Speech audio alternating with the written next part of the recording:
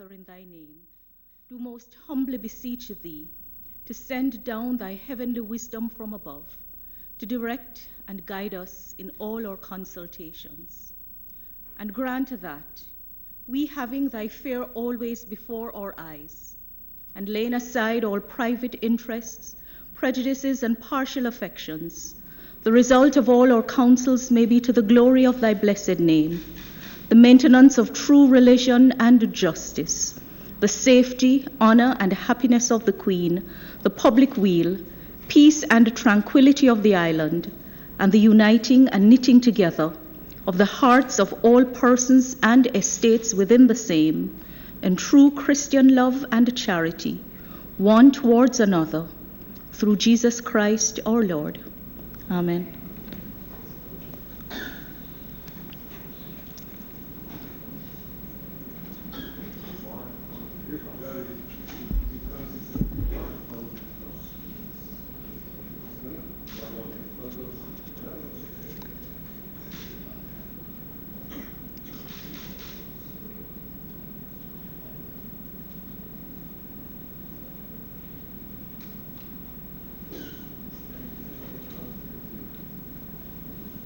Be seated, please.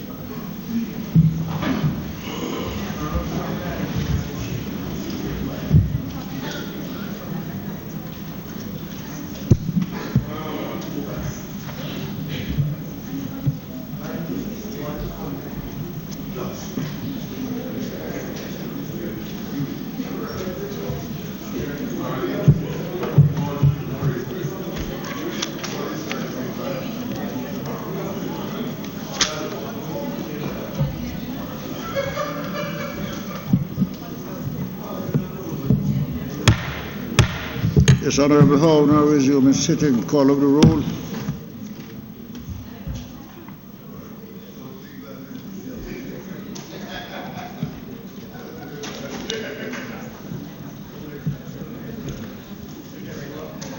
Mr. Whittle, Mr. Samudo, Mr. Holness, Dr. Clarke, Mr. Shaw, Dr. Chang, Mr. Montague, Ms. Grange, Mr. Henry, Mr. Bartlett, Mr. Mackenzie, Mr. Samuda, Mr. Chuck, Mr. Darrell Vaz, Mr. Warmington, Mrs. Robinson, Mr. Hutchinson, Dr. Tufton, Mrs. Williams, Mrs. Malahoo Fort, Mr. Spencer, Mr. Green, Mr. Terry Long, Mr. Montague, Mr. Main, Mr. Arscott, Mr. Azan,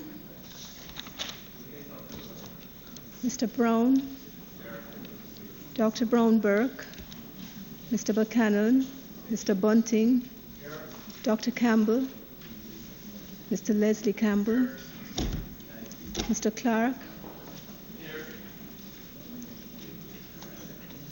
Mrs. Cuthbert Flynn, Miss Daly, Mr. Daly, Mrs. Dalrymple Philibert, Dr. Dunn, Mr. Fagan,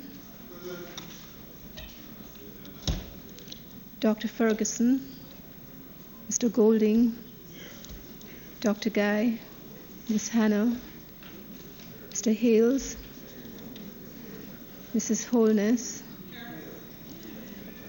Mr. Hilton, Mr. Jackson, Mr. Kellier, Dr. McNeil, Miss Nita, Mr. Paulwell, Mr. Michael Phillips, Dr. Phillips, Dr. Phillips, Mr. Pickersgill, Mr. Redmond, Mr. Robertson,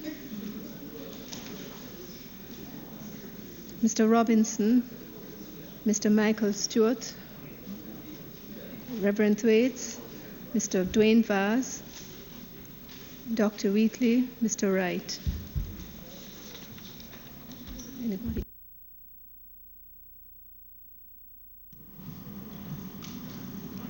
Statements by ministers. Mr. Speaker, as is well known and understood, today the Minister of Finance will table the third supplementary estimate, and he will also continue to close the debate on the appropriations bill. In addition, Mr. Speaker, it is my intention at a later stage to give notice of the sectoral debate when it will commence, and also the question of the presentation of bills without leave of the House. First obtained, I will deal with the matter of the Human Employment and Resource Training Amendment Act 2019. That is our agenda for the day, Mr. Speaker. Mr. Speaker, I have to inquire, in light of the news today from the Prime Minister that a minister has resigned, whether or not we should anticipate a statement in the Parliament. I certainly am anticipating a statement from the Prime Minister on this issue as it affects this important ministry at this important time, and it is usually reported to the Parliament. Normally it's the leader of government business who would report who has changed portfolio assignment. But I want to know whether or not there's going to be a statement today as it is expected by the country. Mr. Paul. Well, Mr. Speaker, I'm not so aware, Mr. Speaker. I've not been made aware of that at this time. However, the Prime Minister will be attending Parliament today, and it is undoubtedly his intention to apprise the government and the people of Jamaica on exactly what measures will be undertaken by him to lead and continue the work of the Ministry of Education at the highest efficiency level. Announcements. Let me take this opportunity to welcome a number of visitors in the gallery, friends, family and officials, the Minister. We welcome you to Parliament today. I hope you enjoy yourself. Yesterday we had a number of cell phones going off, I would say ringing in the gallery. You might have been advised when you come in that you should put your cell phone on silent, and you can text, but we do not permit answering and dialing phone in the gallery or in the Parliament. Mr. Phillips. Mr. Phillips. Mr. Speaker, in relation to the other matter, as the House Leader had indicated. 1 minute, please. The matter that has been brought by the Leader of Opposition Business is not for debate. I'm not seeking a debate. 1 minute. Just have a seat, Dr. Phillips, please. When the Prime Minister arrives, if he wishes to make a statement, we'll suspend the standing order and so too. When he arrives, if it doesn't happen, then you can seek permission and proceed to have it. We do not want a debate on a matter that is not up for debate. I would be happy if you would. Respect. I sought no debate. There is, but it is usual form, as has been indicated, that the House is notified of changes made. In this particular instance, and I am seeking to have the advice provided by the House Leader in the absence of the Prime Minister. The Constitution requires that not less than 2 nor more than 4 ministers be from the Senate.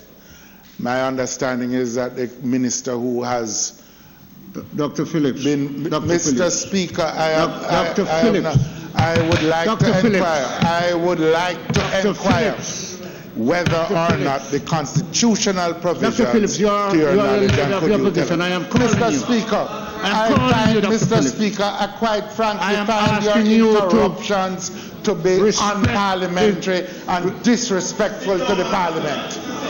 I have a... Dr. Phillips, I will not allow a debate on a matter of this. When the Prime Minister arrives, you can say all you want. I'm not going to accommodate any debate until he comes. Mr. Speaker, every one of us came to this Parliament by the same route. Our constituents sent us here. And the role of the chair is to allow the Parliament to function, not for the chair to operate on the basis that it is in Dr. protection Phillips, of I am the government. well aware of the role of the Speaker. You and your side have outlined it and handed it to me. And it says, I am not going to accommodate a debate on a matter that is not in a motion or has been put out by your side. When the Prime Minister comes, there will be ample time to say what you want to say. So I'm going to ask that we proceed. Let me tell you again, we are not seeking a debate. I inquired for some information, as is my right. And you have been so advised by the Leader of Government Business.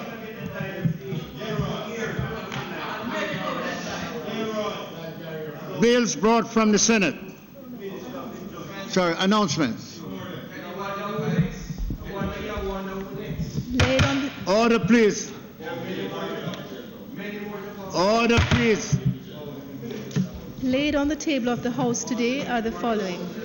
Minister Papers numbers 15 through 18, entitled Cabinet Agenda Issues dated January 14 and 23, 2019, and February 4 and 11, 2019. Jamaica Third Supplementary Estimates 2018 to 2019 from the Minister of Finance and the Public Service. Bills brought from the Senate. Petitions. Papers. Members, if you are not participating in the Parliament in a proper way, we are going to have some difficulty. I'm going to ask both sides, particularly ministers, to lead the right way in the standing orders. Reports from committees. Notices of motion given orally. Reports from committees.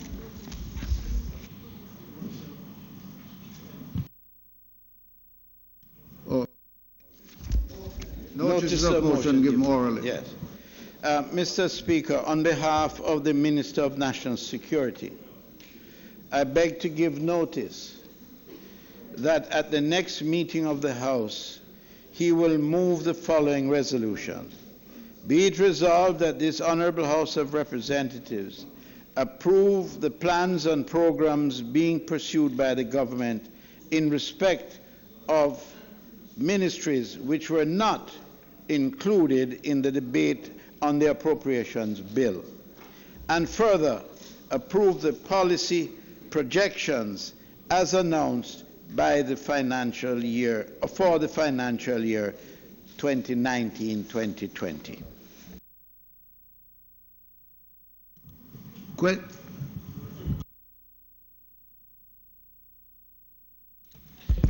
Mr. Speaker, I beg to give notice that at the next meeting of the House, I will move the following motion. Be it resolved that the third supplementary estimates for the financial year ended March 31st, 2019, which was laid on the table of the House on the 20th day of March 2019, be referred to the Public Administration and Appropriations Committee of the House of Representatives for consideration and report. Mr. Speaker, I further beg to give notice that at a later stage today, I will move for the suspension of the standing orders to enable me to take this motion.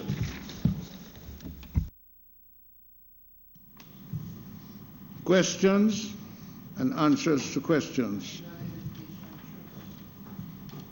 Motions that may be made at the commencement of public business requiring notice. Motions relating to the sittings of the House. Motions for leave to introduce bills.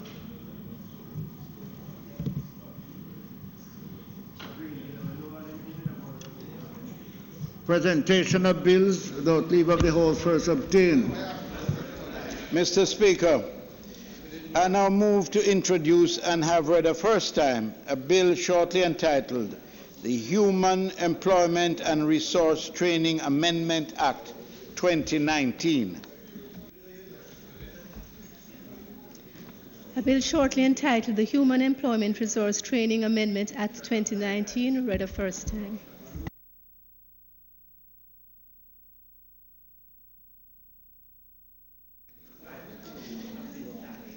Mr. Speaker, I beg to give notice of second reading of the bill.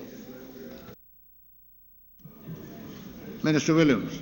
Mr. Speaker, I now move to introduce and have read a first time a bill shortly entitled the Information and Communications Technology Authority Act 2019. A bill shortly entitled the Information and Communications Technology Authority Act 2019, read a first time.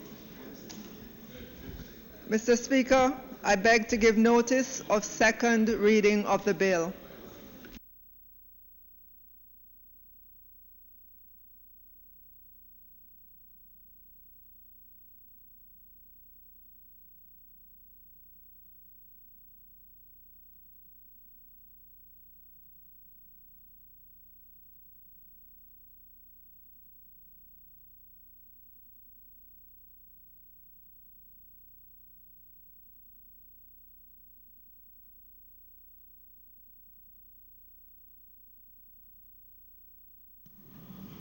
Public business. Mr. Speaker, I now move for the suspension of the standing orders to enable me to take the motion over which I gave earlier. Those in favor? Aye. Those against? The ayes have it. Mr. Speaker, I now move, be it resolved that the third supplementary estimates of expenditure for the year ending March 31st, 2019, which was laid on the table of the House on the 20th day of March 2019, be referred to the Public Administration and Appropriation Committee of the House of Representatives for consideration and report. Those in favor? Aye. Those against? The ayes have it. Dr. Clarke. Mr. Speaker, I'm grateful to the chairman of the PAC with whom I've had discussions, and to the members of the PAC who will convene to consider these third supplementary estimates on Tuesday, the 26th of March, and for the House Finance Committee or the Standing Finance Committee of the House to consider them later on that day.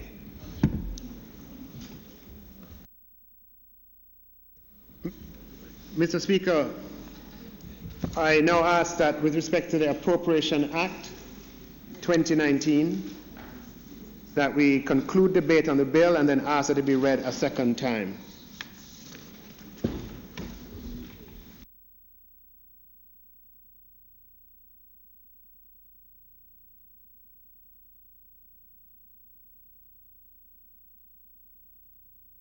Dr. Clarke.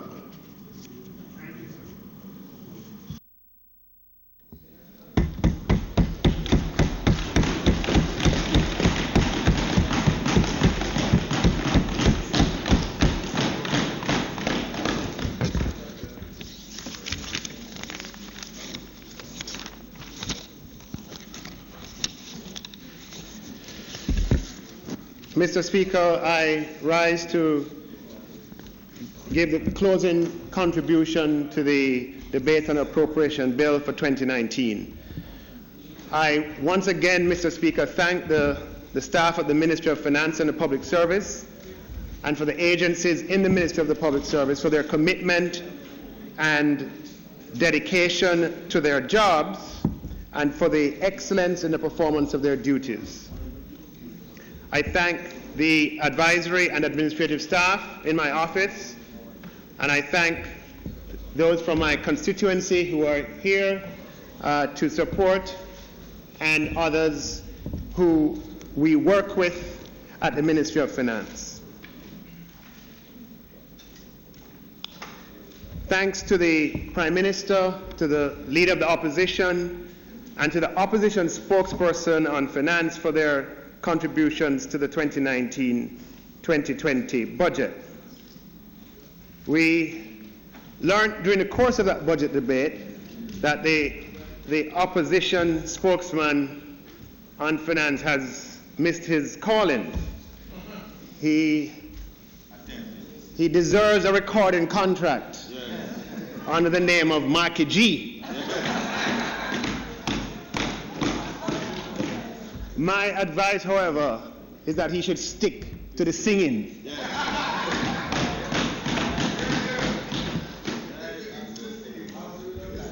Thanks to the members of Parliament on both sides of the aisle for your participation, even if some of the forms of expression are at variance with the wishes of the Speaker. Thanks to the Speaker, a trade union leader, a former Minister of Government, a living legend who continues to serve Jamaica with distinction. Thank you for the way in which you presided over these debates.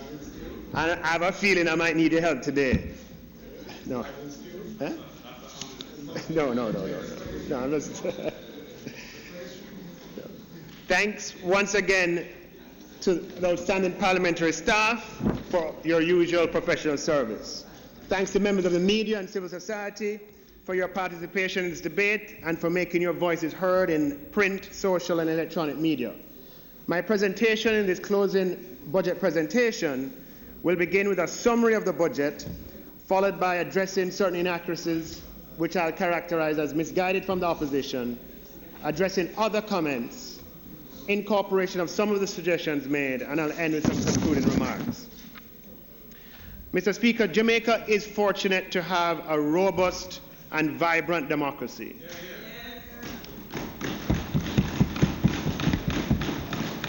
Our democracy is not simply electoral in nature, characterized by free and fair elections.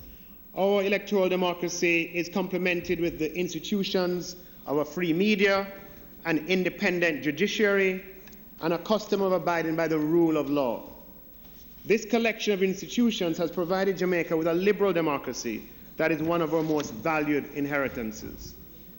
Mr. Speaker, Jamaica is one of very few countries in the world which, over the last 75 years, has had an unbroken record of continuous democratic elections under universal adult suffrage, and at the same time, over those 75 years, having liberal institutions of a free media and an independent judiciary, and over those 75 years, having no coups, juntas, dictatorships, or anything, not even attempts of that kind.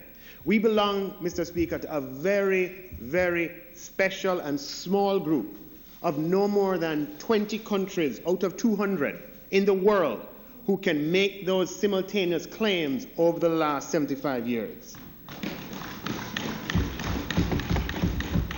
For Jamaica, Mr. Speaker, for example, has had unbroken universal adult suffrage decades ahead of Australia and Brazil, Canada and Chile, Colombia, India, Japan, Portugal, Switzerland, Spain, and many, many other countries. Yet, Mr. Speaker, the world does not have many examples of countries that have traversed the entire route from developing to developed using an exclusively liberal democratic political architecture. Most of the countries that have experienced economic transition to developed status have had illiberal regimes of one kind or another for at least part of their journey. I say this to say, Mr. Speaker, that for Jamaica to be among the first countries to make this transition from developing to developed status with an exclusively liberal democratic model, then liberal democracy on autopilot is insufficient. Instead, we have to be conscious at all times of our rich inheritance of liberal democracy, but also of how easy it is to employ this marvelous gift for purposes other than economic and social development. Like many tools, liberal democracy holds the seeds of its own subversion, as the institutions and practices that make liberal democracy the most attractive political ideology for government can easily be, and sometimes are, undermined in the interest of political parties and other special interest groups. We must commit ourselves to ensuring that our precious liberal democracy will be deployed to serving Jamaica's interests and the interests of all its people, and not simply the interests of political parties and special groups. Mr. Speaker, this requires vigilant self-consciousness among all of us, myself included, that regardless of which side of the political aisle we are on, our competition in the democratic space should always be focused on empowering, on leading to advances and not reversals. Otherwise, we run the risk of subverting and squandering our liberal democratic inheritance for short-term partisan political gain. Mr. Speaker, it is my hope that all of us in this Honourable House will recommit ourselves on a periodic basis to ensuring that we rise above the political fray and keep our eyes gazed and firmly focused on the central objective of uplifting and advancing the development of all Jamaicans.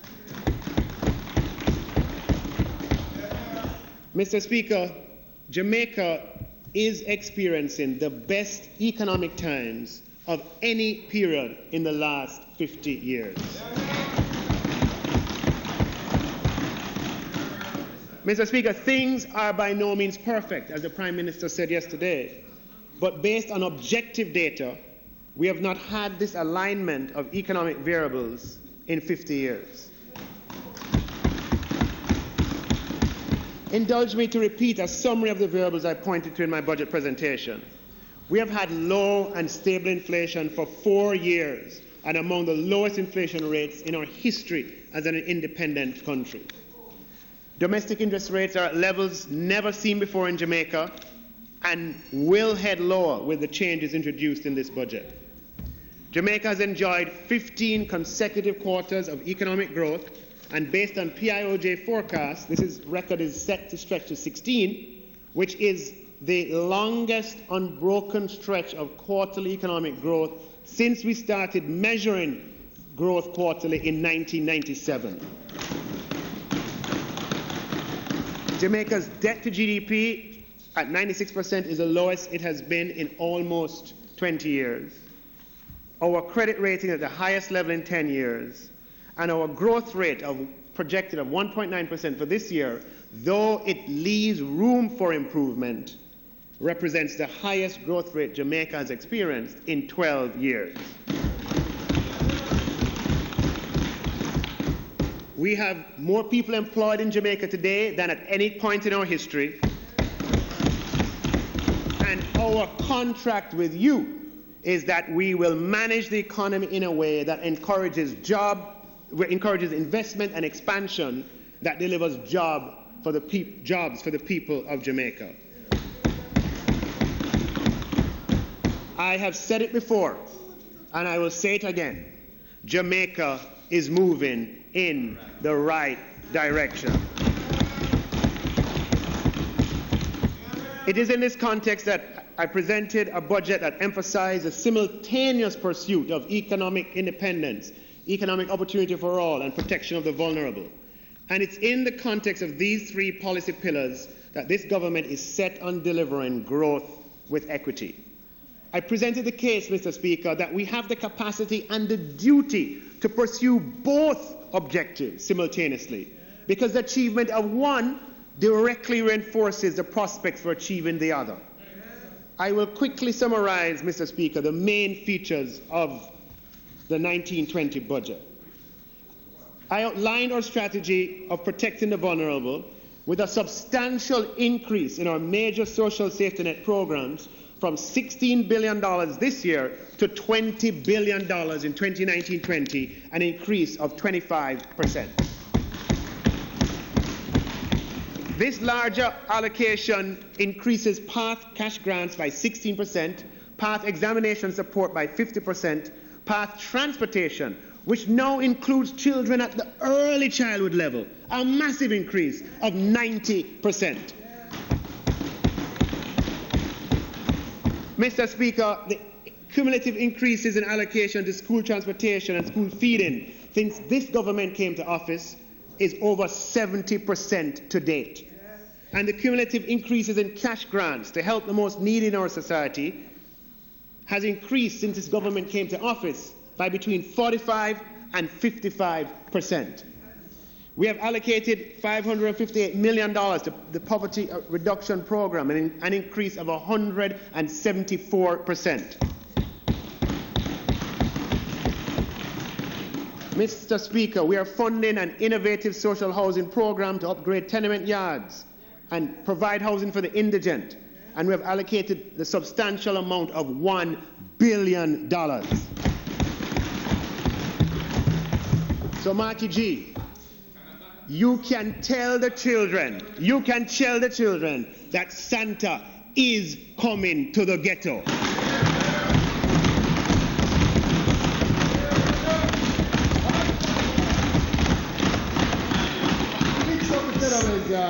See him there, Santa Samuda.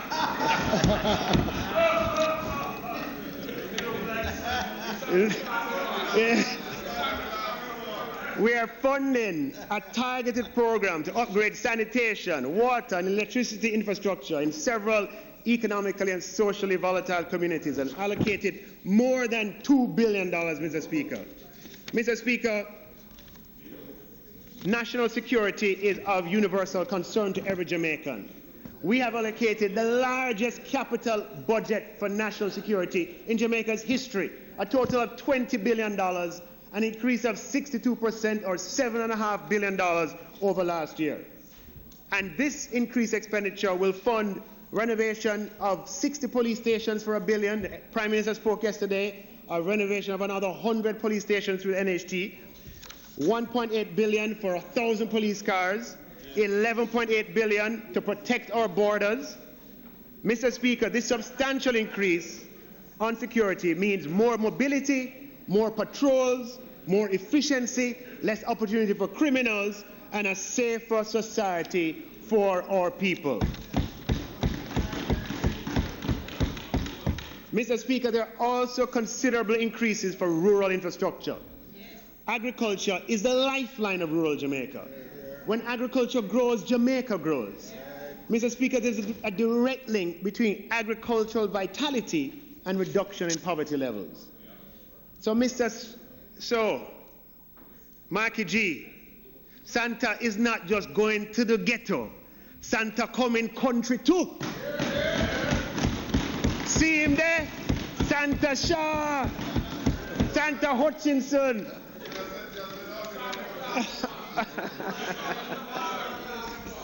As a result, Mr. Speaker,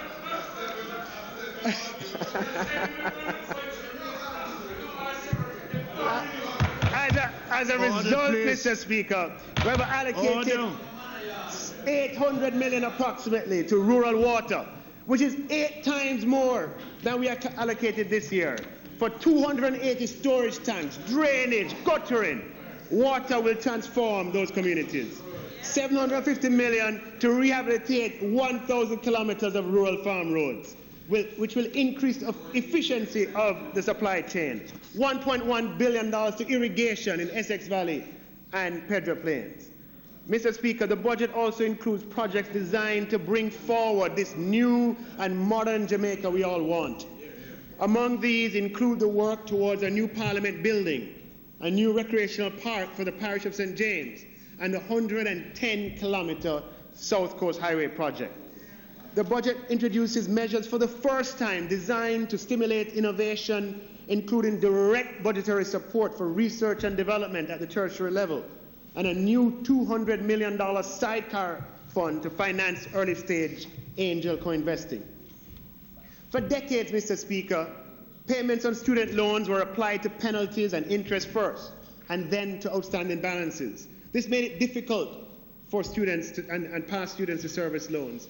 With the stroke of a pen, Mr. Speaker, no fiscal space required, we are changing that. Going forward, payment on new student loans will be applied first to the most outstanding payment. Mr. Speaker, we lowered the interest rates on student loans and provided for loan principal reductions for people working full-time who are working in registered charities in good standing. This will provide necessary financial relief to those past students. We are working to broaden the ownership base of the economy. And as the Prime Minister mentioned in his budget speech, we'll be offering the opportunity to own pieces of Jamaica by using the Jamaica Stock Exchange as an avenue through which Wigton will be privatized, the Jamaica Public Service Company will be privatized, and the Jamaica Mortgage Bank will be privatized. These IPOs will be bottom-up distribution, ensuring that all small applications are filled before allocations made in favor of larger applications. The budget places, all small will be filled before large allocations, and you have tiers. The budget places emphasis on micro, small, and medium-sized businesses, providing approximately $2 billion of funding for these entities, with $500 million devoted to micro entities with sales less than $10 million. As the Prime Minister stated in his budget presentation, Mr. Speaker, this government is greatly expanding access to housing, reducing interest rates for the 115,000 loan customers of the NHT, and another several thousand who access NHT benefits through building societies. This will provide necessary financial relief to all of these NHT customers. As the Prime Minister announced, the interest rate qualification bands will be expanded, and now you can get a 0% mortgage if you make $15,000 a week or less. The budget increases the amount the NHT can borrow from $5.5 to $6.5 million. And for the first time in history, the intergenerational mortgage will become a reality, expanding the possibility for home ownership to many at the base of society. Mr. Speaker, the 2019-20 budget and 2019-20 year is one that represents economic opportunity for all. Mr. Speaker, it is in that context that the tax cuts are being made. The tax give back does not literally give cash back, but rather it removes taxes that distort and stop and obstruct transactions and business activity. Small and medium-sized businesses employ the most people in Jamaica and account for the vast majority of transactions in Jamaica. Jamaica prospers when small business prospers, and the revenue measures are designed, in part, to relieve small business of some of the distortionary tax-related costs. As such, Mr. Speaker, the minimum business tax and the asset tax for non-financial businesses are being abolished. We need to rekindle domestic economic business and transaction activity if we are to elevate domestic value added and growth. By reducing the cost of transactions, the government is empowering individuals and firms to transact, which positively impacts growth. The measures also empower individuals and firms to seek the best possible financial terms for previous transactions and financial contracts, whether it be a mortgage or a car loan or a furniture loan, equipment loan or a business loan. And this, Mr. Speaker, will allow the individual or the company to manage their liabilities in a way that releases financial resources that they can use in other ways. Now, Mr. Speaker, turn my attention to addressing certain inaccuracies and misguided statements from the opposition, of which there are quite a few. That in my capacity as Minister of Finance and the Public Service, I am compelled to correct. Mr. Speaker, I don't intend to be hostile. However, these claims and assertions need to be addressed, and it's my job to do so. Had these claims and assertions not been made by the opposition, I would have no need for this entire section of my speech.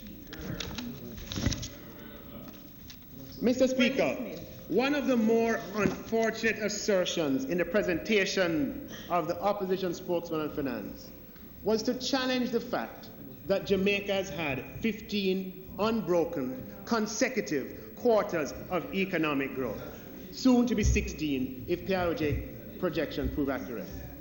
To paraphrase the famous quotation, the opposition spokesman is entitled to his own opinion, but not his own set of facts.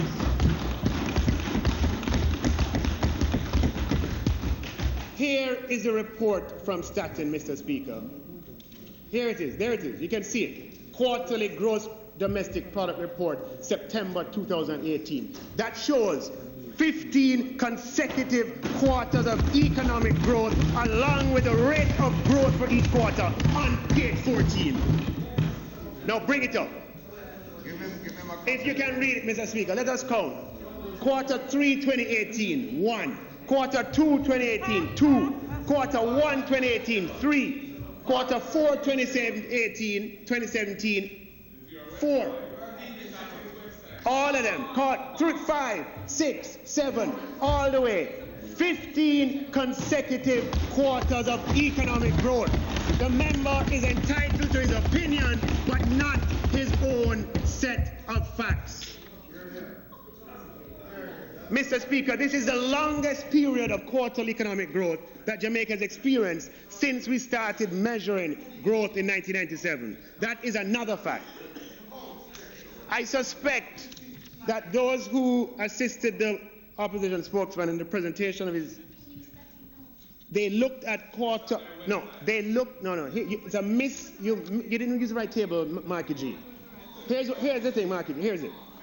You looked at quarter-over-quarter growth, which has seasonal effects rather than year-over-year, which overcomes distortions. You see, Mr. Speaker, when you compare the fourth quarter in any year with the third quarter in any year, 8 or 9 times out of 10, Q4 is less than Q3 because Q3 includes the month of December, which has tons of transactions, usually. And that's what it is described as a seasonal trend.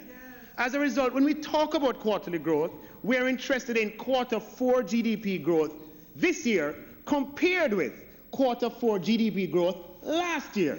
And we're interested in quarter 3 GDP growth this year compared with quarter 3 GDP growth last year. This is year-over-year quarterly growth, which evens out seasonalities. If you wanted to be technically precise, you would say 15 consecutive quarters of year-over-year economic growth, the longest such stretch since 1997. However, dropping the year-over-year is customarily taken to be the equivalent statement. So, Marky G, stick with the singing.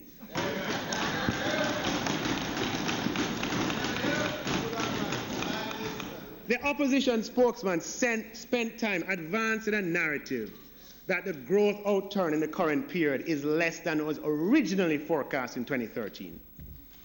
Well, Mr. Speaker, that is technically accurate.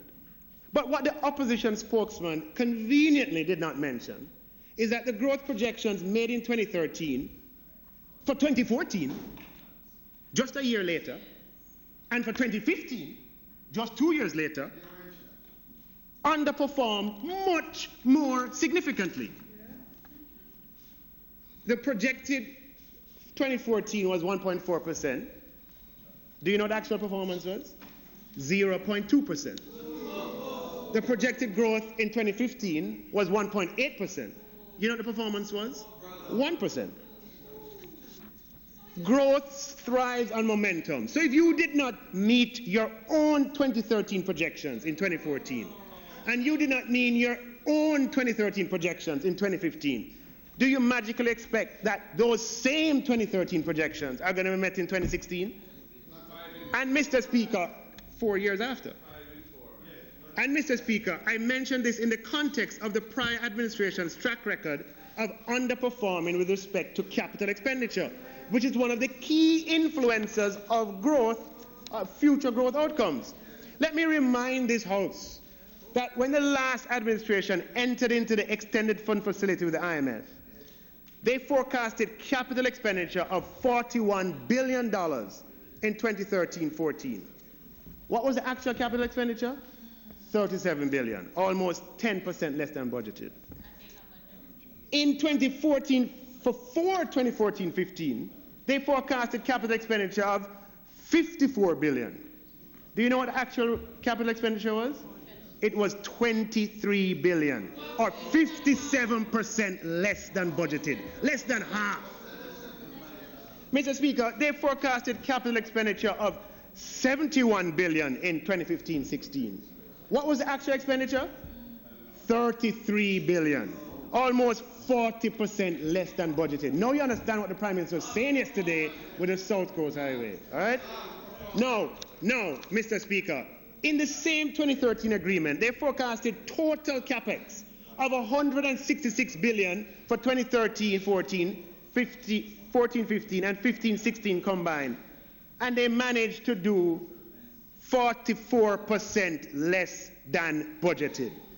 Now, we all know that capital expenditure today promotes growth tomorrow. What impact do you expect in subsequent years vis-a-vis your contemporaneous projections if you consistently fail to execute on capital expenditure targets? I am talking about 2016. So compare that, Mr. Speaker, compare that with the execution against capital expenditure targets under the Andrew Holness government. With our 2016 program, they like to pretend it's theirs. With our 2016 program with the fund. Mr. Speaker, when we designed our own program in November of 2016, we forecasted capital expenditure of $43 billion in 2016-17. We executed 42, 98% of the forecast. In the same 2016 IMF agreement, we forecasted capital expenditure of $45 billion in 2017-18, and we surpassed it, executing $47 billion. In the same 2016 IMF agreement, our agreement, we forecasted capital expenditure of $55 billion in 2018-19, and we have already passed it, and the year not done yet. The year not done yet. We have a supplementary. We are at $64 billion. We forecasted $55 billion, an overperformance of 20%, Mr. Speaker. Instead of underperforming on the critical area of capital expenditure like many previous administrations, we are overperforming with respect to capital expenditure, which is critical to providing the support for economic growth. So when you hear us talk about capital expenditure, it is because we have put a great effort in that area, and we have good results to show. Now come bad behind us feet. We have made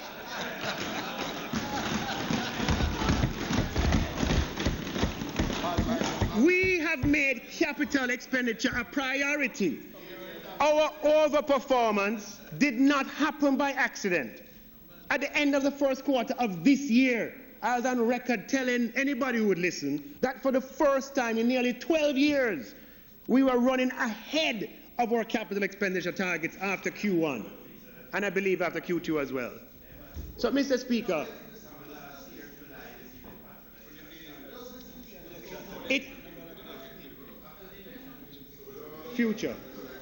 Mr. Speaker, it is interesting how the opposition leader and the opposition spokesman seem to have an insatiable desire to claim credit and deny the unmistakable contributions of others.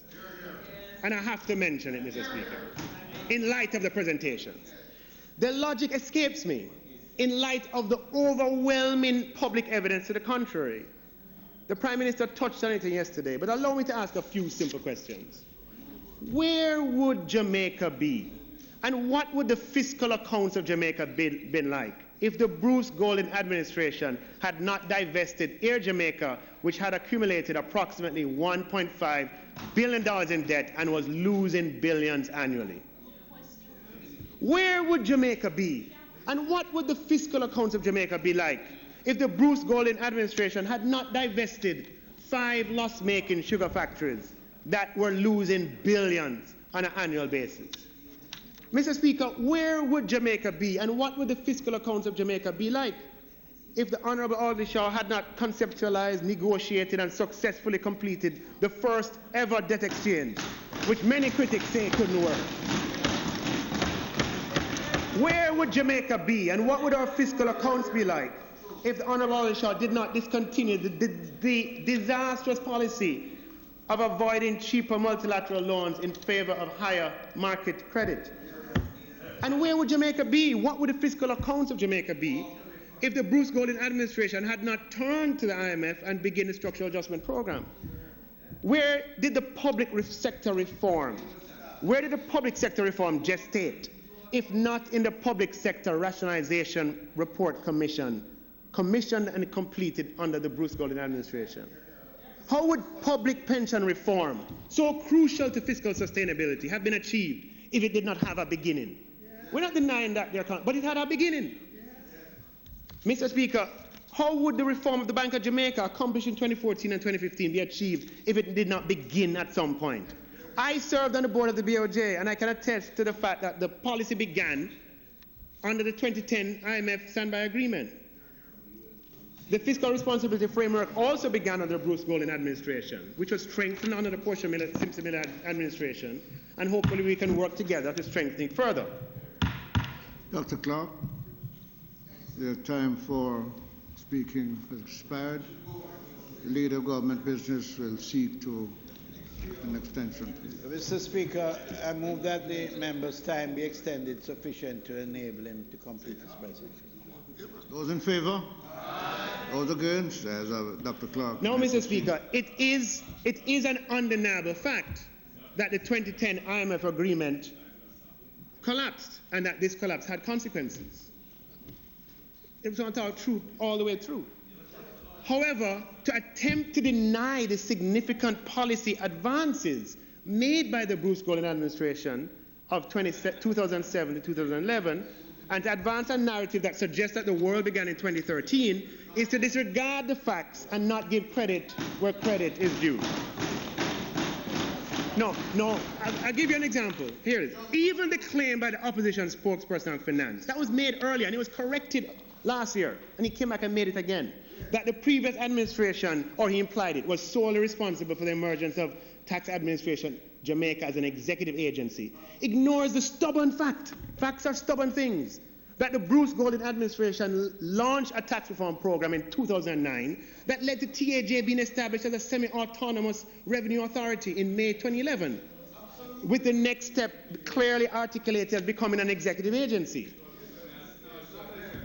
How was the social consensus of which we speak engineered, if not through the formation of a social partnership first signed in the Golding administration, which itself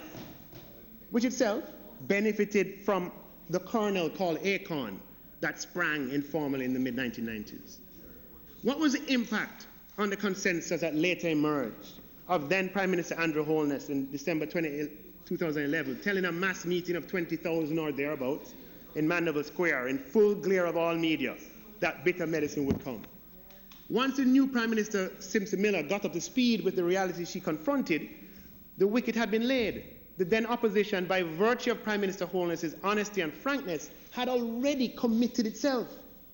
And the leader of the opposition, this is where you said it, suggests that our Prime Minister was a late and reluctant participant to the consensus. Mr. Speaker, that's his exact words. I am reminded of the advice my grandmother gave me from the book of James, chapter 4, verse 7. Humble yourselves in the sight of the Lord, and he shall lift you up.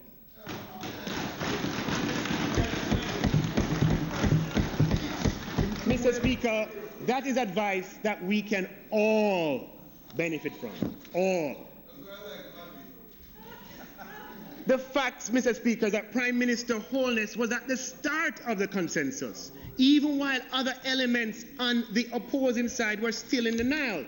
The then opposition may have opposed certain details of the consensus, just as the current opposition is opposing our tax reductions, without recognizing that these tax reductions occur in the context of an IMF program, and the IMF staff have publicly welcomed every single one of the tax cuts in their press release of March 8th, and there's every expectation that the executive board of the IMF will give their full and complete endorsement. Does the fact that the opposition has presented weak arguments against these tax cuts, which shows a basic lack of understanding of economic realities, mean that they're against the debt reduction consensus? I would certainly hope not. I would never seek to deny the contribution of the opposition, nor the contribution of the last administration of which they are part. I believe the Prime Minister uttered similar sentences yesterday. The leader of the opposition's efforts in the previous administration with respect to fiscal consolidation, which we have continued in a new program, are noteworthy, particularly given Jamaica's history. You received the highly respected Gleaner Award for that. I applauded it at the time and do so now. However, Mr. Speaker, to claim paternity for every single reform is simply untrue. As for the Andrew Holness administration, here are some of the facts. First, we terminated the extended fund facility that you negotiated with the IMF 6 months after coming into office. And in its place, we negotiated a larger standby arrangement, which while focused on accelerating the downward trajectory of debt, emphasized fiscal choices that allowed for the reorienting of expenditure towards capital and social expenditure. We said as much, Mr. Speaker, in the launch of the standby agreement. You can check the press releases in November of 2016. So when you see us here talking about a 72% increase in allocations to PATH and school feeding, and a 100% increase in capital expenditure, and huge increases in security spending, we're particularly proud of this, as we set out in November 2016 to do exactly that. And the record supports this. And most importantly, Mr. Speaker, we are successfully executing on our stated plan.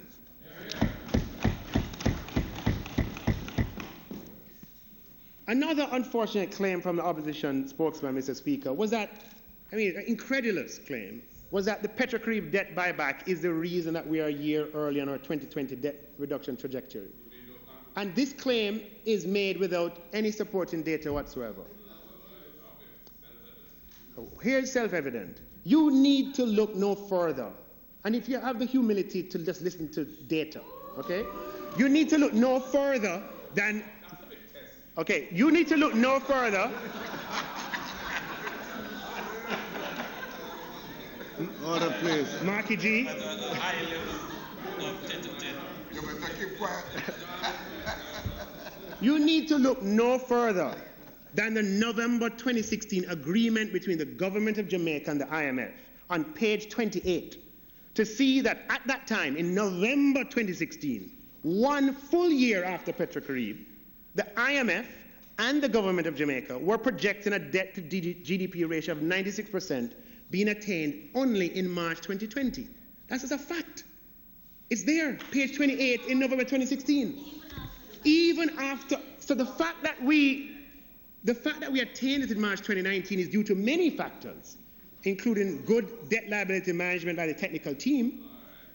But certainly, however, the Petrocrete buyback had nothing to do with that because it happened in 2015, and any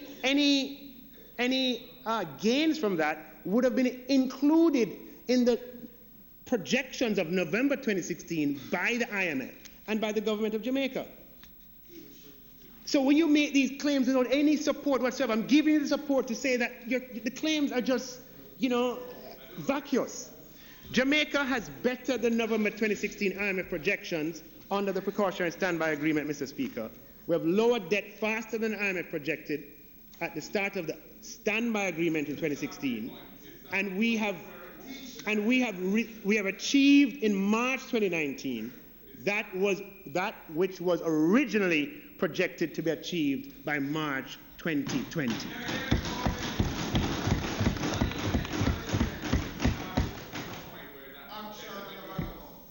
But the projections in November 2016 were for us to hit 96% by March 2020. Not our projections alone, the IMS projections. So the fact that we did it a year earlier is due to what happened between the time those projections were made in November 2016 and now. That's simple logic. Simple. Mr. Speaker, this administration, and I am compelled to respond to these outlandish claims of the opposition spokesman that have no support. They demand response. Mr. Speaker, this administration implemented the bold tax reform which we call direct to indirect, that among other things improved incentive to work by allowing the employee to take home all that they earned, up to $1.5 million. Development partners recommended this policy shift of broadening the base with a move to greater reliance on indirect taxes for a very long time. Direct to indirect improves the ability of government to forecast revenue with greater certainty, and it created greater horizontal equity, meaning that persons of similar income pay similar amounts in taxation, assuming consumption and income are correlated, meaning people of same income consume similarly. The then spokesman on finance, now the leader of the opposition, in his 2016 budget presentation, questioned whether the revenue estimates were the revenue estimates of that year, which incorporated direct to indirect, were contrived, and argued that government technocrats could not have computed the unrealistic numbers. See the thing from the page. His exact words were, "I dare say, given what I know of officials, I cannot believe that they would give their imprimatur to these estimates. I cannot believe that these estimates of revenue are the result of the works of officials." And the headline, that's the statement. See, right there for you to see. That was in the Jamaica Gleaner, May 18, 2016, doubting the revenue estimates. Show the headline. Imagine that, Mr. Speaker. He did not even believe the revenue estimates. Didn't believe them. Now that we have not only attained the revenue estimates, now that we have surpassed the revenue estimates, now that we have surpassed it for year 1, for year 2, for year 3, now him coming back and say, oops, it was me. It was because of what I did.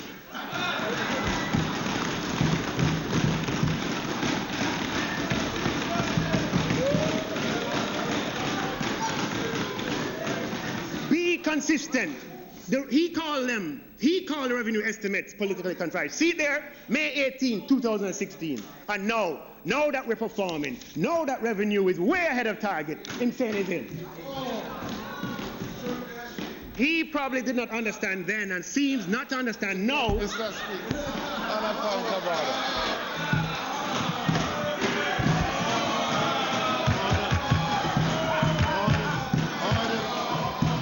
order, please.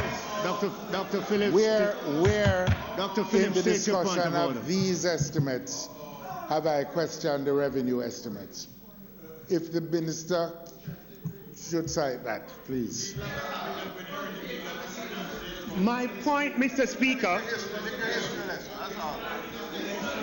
My point, Mr. Speaker, is a very simple one. Order, please. The presentation from the opposition could have taken many different forms. There's a lot of things for them to talk about. A lot. Right? Allow me. Mr. Speaker, with due respect, the minister is making an allegation specifically that I questioned his revenue estimates. No, we are in a debate about we are debating this year, the estimates. Where in this debate would he cite it that I have questioned the revenue estimates? If not, the minister should withdraw the suggestion. Mr. Speaker, I will not allow diversionary questions, which are missing the point entirely, to misdirect me. My point is, and you can't misrepresent me, I'm very clear. My point is that in 2016, when we were implementing the bold direct to indirect reforms, you questioned the revenue estimates in 2016. You called them politically contrived. You said they could not have come from technocrats. Now that we have surpassed them, now that what we said would happen has happened, in your speeches, Mr.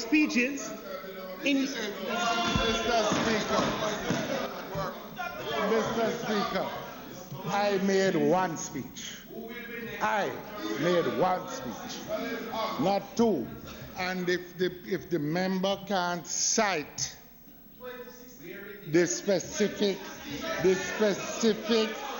questioning of the revenue estimates in this budget, then the appropriate thing to do is to withdraw the allegation.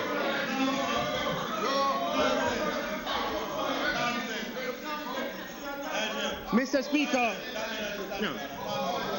Mr. Speaker,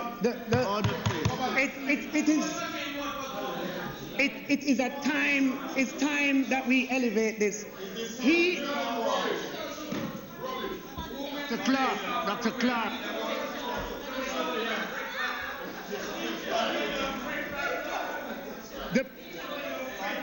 The presentation. Dr. Clarke.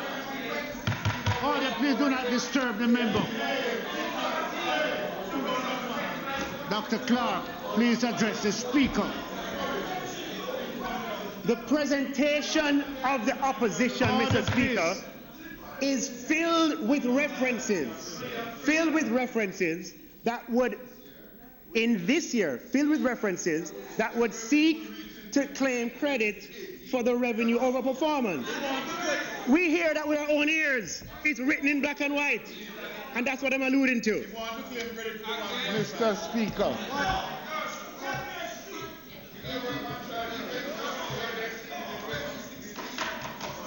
Dr. Phillips, are you saying another point of order?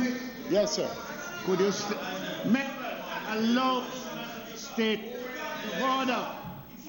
Mr. Speaker.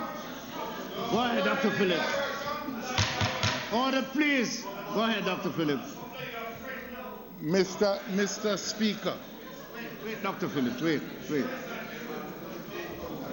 No.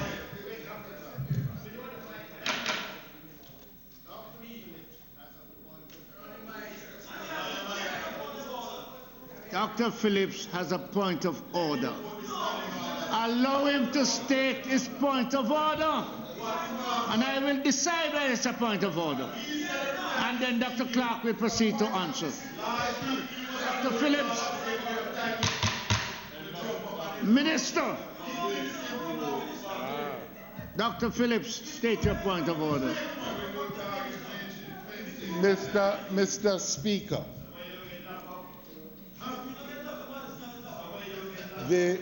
My point of order is that the minister is not being accurate.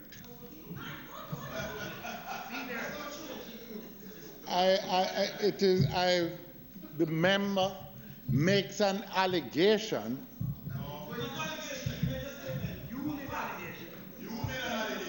The member. Dr. Phillips, address me and not them.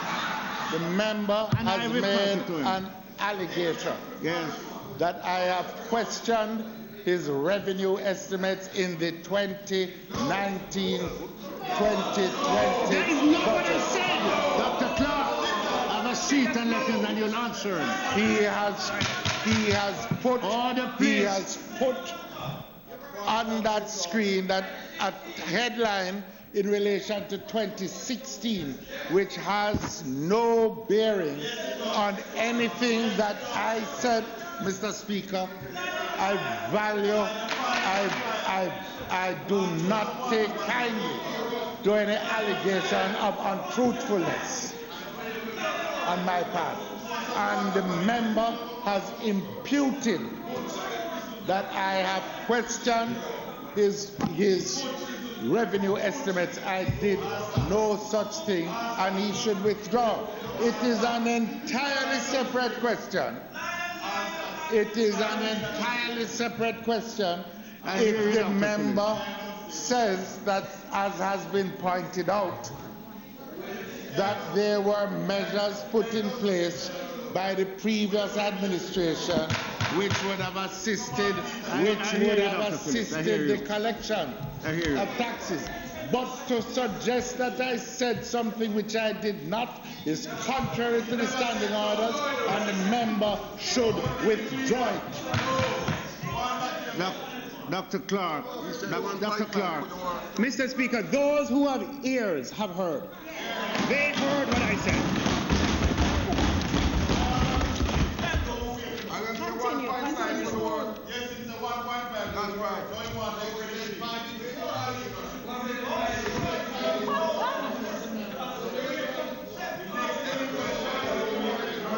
Dr. Clarke.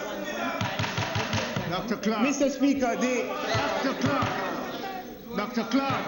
Mr. Speaker, the Jamaican people can easily.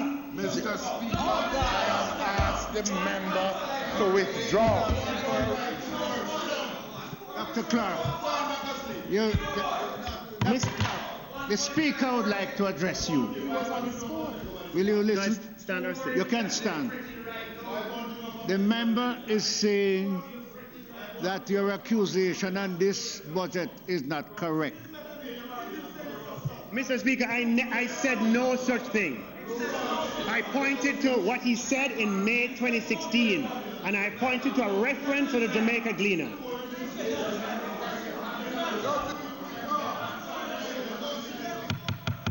Order. Dr. Clarke, will somebody advise Dr. Clarke that he should pay attention to the Speaker? Dr. Clarke, you have stated that what you are saying is not this budget. Then you may proceed to satisfy him. Thank you, Mr. Speaker. My point, Mr. Speaker, so Mr. Speaker, the Jamaican people can see through double speaking, whoever does it. Mr. Speaker, I'm not leaving this matter. Mr. Speaker, I am not leaving this matter. The member is either going to state clearly that he withdraws the allegation that I have lied to the Parliament, or he is going to continue in his speech and breach it.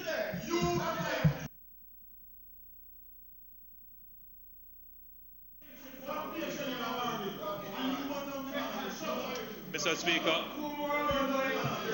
members, I think the Prime Minister wants to make an intervention. Mr. Speaker, it is in our interest to have this budget passed. And what we wouldn't want is for the substantial points that have to be made in the budget. So, Mr. Speaker, the Leader of the Opposition is contending that the Minister of Finance made a point which did not reflect his understanding of the situation. Mr. Speaker,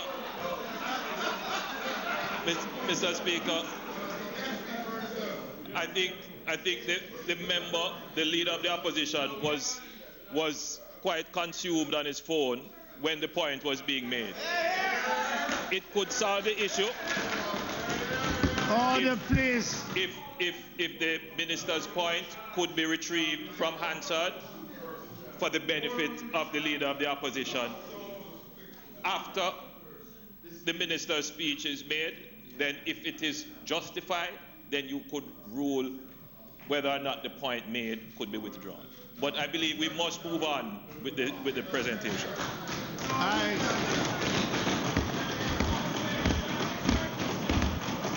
Dr. Clarke, I would prefer, Mr. Phillips, have a seat. I would prefer that if you are referring to another budget, which aches the leader of the opposition, that you do not proceed on that route, that you deal with this budget and these matters. Order! Order! Order! Dr. Clarke, you may proceed as directed by the Speaker.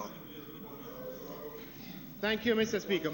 Mr. Speaker, my point in raising these facts is not to engage in the reverse of what the opposition has engaged in. That would be to compound their error. Unfortunately, I'm compelled to give this account due to inaccuracies in presentations by the opposition. Furthermore, Mr. Speaker, highlighting the policy achievements of the Bruce Golding administration with respect to the rehabilitation of Jamaica is not to diminish the achievements of the administration that followed. The point, Mr. Speaker, is that every success builds on an earlier achievement. Every success. Every accomplishment builds on an earlier accomplishment. Life began in 2012, right? What about the financial sector collapse? Mr. Speaker. What about the 18 years of wrecking the economy? Members.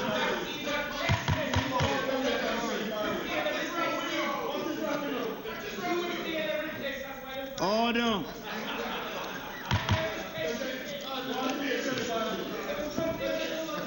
All right, Mr. Speaker, the fact is that economic development of the type that we seek, it takes a village, it takes a city, it takes a country. The success of Jamaica does not belong to any one of us. It doesn't belong to any party. It belongs to the people of Jamaica. Mr. Speaker, the story is told in the first book of Kings of the two women who appeared before Solomon, both claiming to be mother of the same baby. King Solomon, in his wisdom, called for his sword and ordered that the baby be cut in two so each of the claimants could have their part. One claimant remarked, "Your Majesty, I love the baby very much, but give him to her, don't kill him." The other, "Go ahead and cut the baby. Neither of us will have it." Mr. Speaker, we know that story and how Solomon determined that the first claimant was the true mother. With respect to the Jamaican economy, Mr. Speaker, let us, like the real mother, we say, go ahead and take all the credit. Let us just ensure that the baby is protected.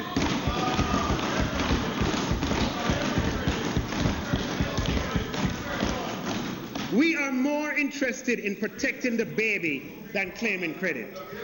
We are more interested in looking forward than looking backwards. Right now, it is important for us, for the future, that we keep the baby and let it grow. However, Mr. Speaker, the real reason I am concerned with the inaccuracies that I quoted a while ago has very little to do with partisan politics. My concern is far deeper and far more fundamental than that. It is more about maintaining the vitality and vigilance of our liberal democracy and ensuring that this liberal democracy serves the people of Jamaica rather than only the parties which we were members. The arguments that seek to extend paternity into the future, long after you've demitted office, play into the dangerous myth of inevitability. It plays into the dangerous myth of inevitability. Mr. Speaker, nothing could so undermine our future prospects than for some of us, or a large group of us, believing that it was not inevitable it was not inevitable in 2013 that these successes would have occurred. It did not become inevitable in 2015 or in 2016, and it is still not inevitable in 2019. My fellow parliamentarians, that would be a very dangerous posture for us to adopt, and I caution against it. The forces that underestimate and cannot see ultimately defeat those who believe in the myth of inevitabilities in history. There are few, if any, inevitabilities in history. It is comforting to think that there is some inherent logic in the course of human events. When we look at events in hindsight, they provide apparent substance for this illusion. However, it was not inevitable that the last administration would have passed 10 consecutive IMF tests, even after they passed 7.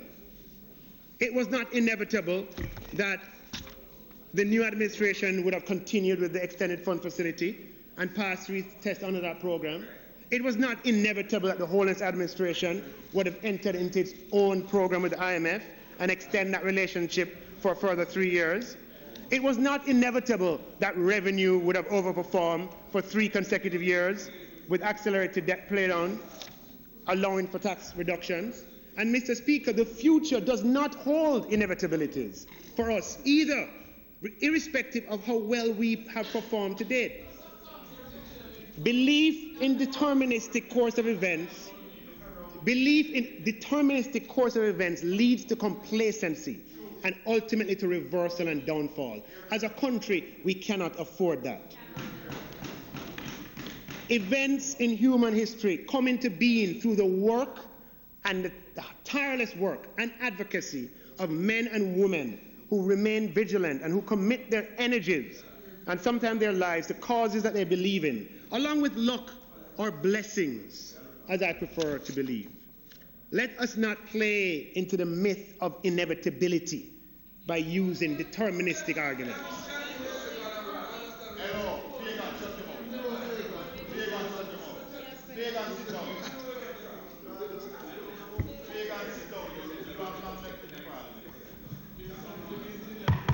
Order, please do not disturb the member. Proceed, the opposition Dr. Clarke. spokesperson, Mr. Speaker, divided the $4 billion increase over 300,000 on path and then proceeded to devote several paragraphs to this erroneous calculation. The calculation demonstrates a lack of understanding of dollars versus value. When the PATH program expands school feeding to include, for the first time, children at the early childhood level, thereby increasing the likelihood of consistent school attendance at the critical early stages of life, increasing their life chances.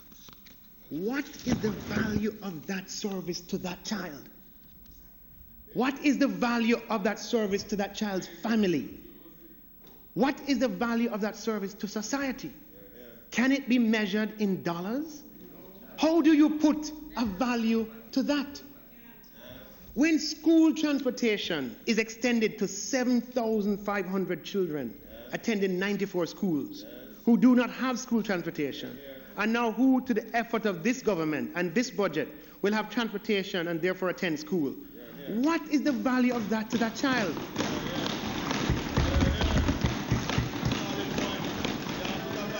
To that child's society, to the society, to that child's family? Can it be measured in dollars? When almost 25,000 school children on PATH are now able to sit 8 CSEC subjects free of cost, up from 4, what is the value of this to the child in terms of improvement of his or her life chances? What is the value of the child to the child's family, to the society? Can it be measured in dollars? We have made substantial increases in PATH allocation because we believe that every child matters. And this administration is unapologetic about spending much more to ensure that Jamaican children are able to attend school and do well.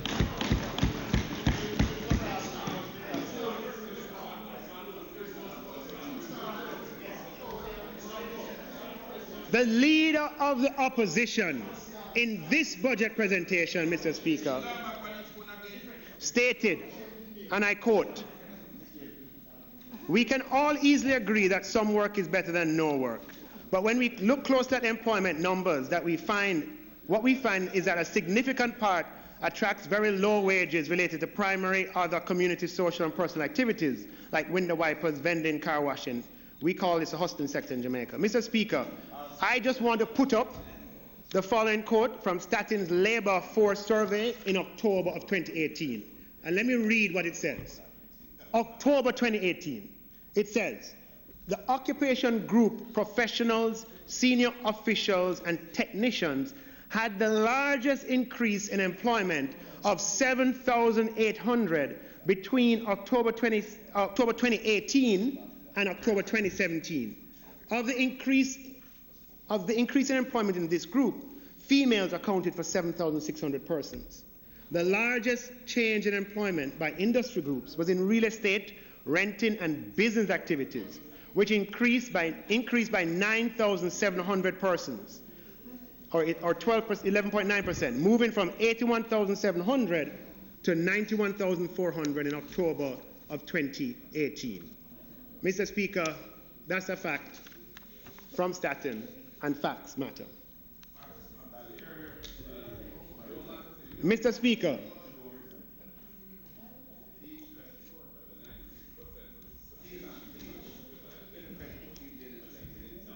repeatedly throughout. You're talking to yourself.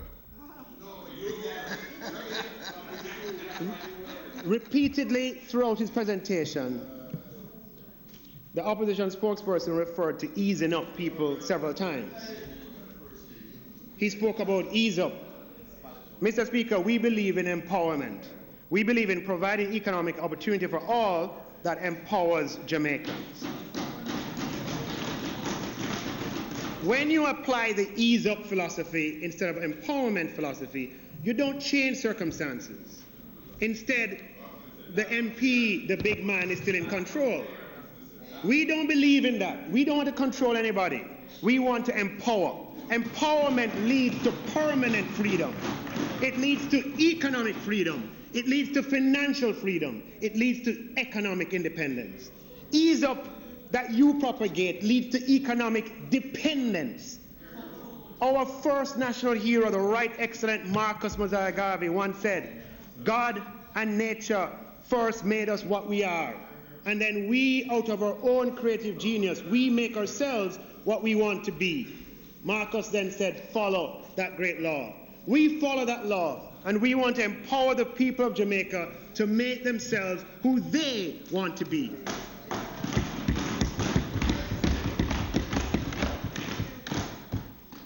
That is why we found the comment of the opposition spokesperson with respect to his constituents and their housing chances so unfortunate. And many Jamaicans did as well. He may believe that, Mr. Speaker, but I do not. I believe that every Jamaican should have the ability to buy a house. And with a job, with a properly structured loan product, like what the Prime Minister spoke about yesterday, with access to cheaper financing, with a larger loan amount from the NHT, with reduced government taxes on mortgage transactions, it is becoming easier and easier to obtain home ownership. And that, Mr. Speaker, is a central objective of our budget and this administration, as the Prime Minister so eloquently explained yesterday. You remember I told you about Tracy. Tracy, I want to show Tracy's stall, and for protecting identity, that's Tracy's stall. Tracy owns her own home, that person. We, Mr. Speaker, believe in ambition and in fostering in people ambition for themselves, that they can improve their lot if given the opportunity. And we are focused on expanding our opportunity through the implementation of wide menu of policies. These include building the largest number of homes, inclusive of affordable homes, than any government in the history of Jamaica. That is our aim, and we are well on our way with 14,000 housing starts thus far, and making the largest budgetary increases to social support of any government in at least the last 12 years. By expanding the means by which children can stay in school, by conducting economic policy so as to foster an environment where jobs are being created, by unleashing the energy of micro business, small business, and medium-sized businesses, by providing them with access to finance and with business support and reducing the burden of distortionary taxation. And again, I draw on Marcus Garvey for inspiration. Garvey told his followers, many of whom were landless and jobless and educationless, let the sky and God be our limit, and eternity our measurement. There's no height to which we cannot climb, by using the active intelligence of our own minds. Mind creates, and as much as we desire in nature, we can have through the creation of our own minds. That is a message of empowerment. That is ambition right there. That is not a message of ease up. So we don't construct policy, Mr. Speaker, around the belief that residents of certain areas or from certain backgrounds can never own a house. We nurture ambition in all. We construct policy to empower home ownership, and we remove the barriers from the artificial costs associated with home ownership.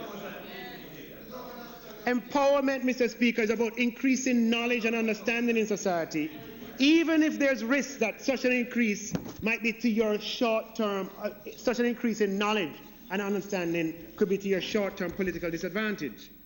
Here we have the reduction in stamp duty on transactions, and the opposition would want you to believe that only a certain segment of the society benefits. I mean, that's just untrue. The assertion is just not data-driven, and as I'll show, is factually incorrect. What's your problem, Bobby? As I'll share later, transaction taxes affect all who engage in transactions. Their assertion does not add to understanding. It does exactly the opposite. In Jamaica, an NHT loan is available to all contributing members of the NHT.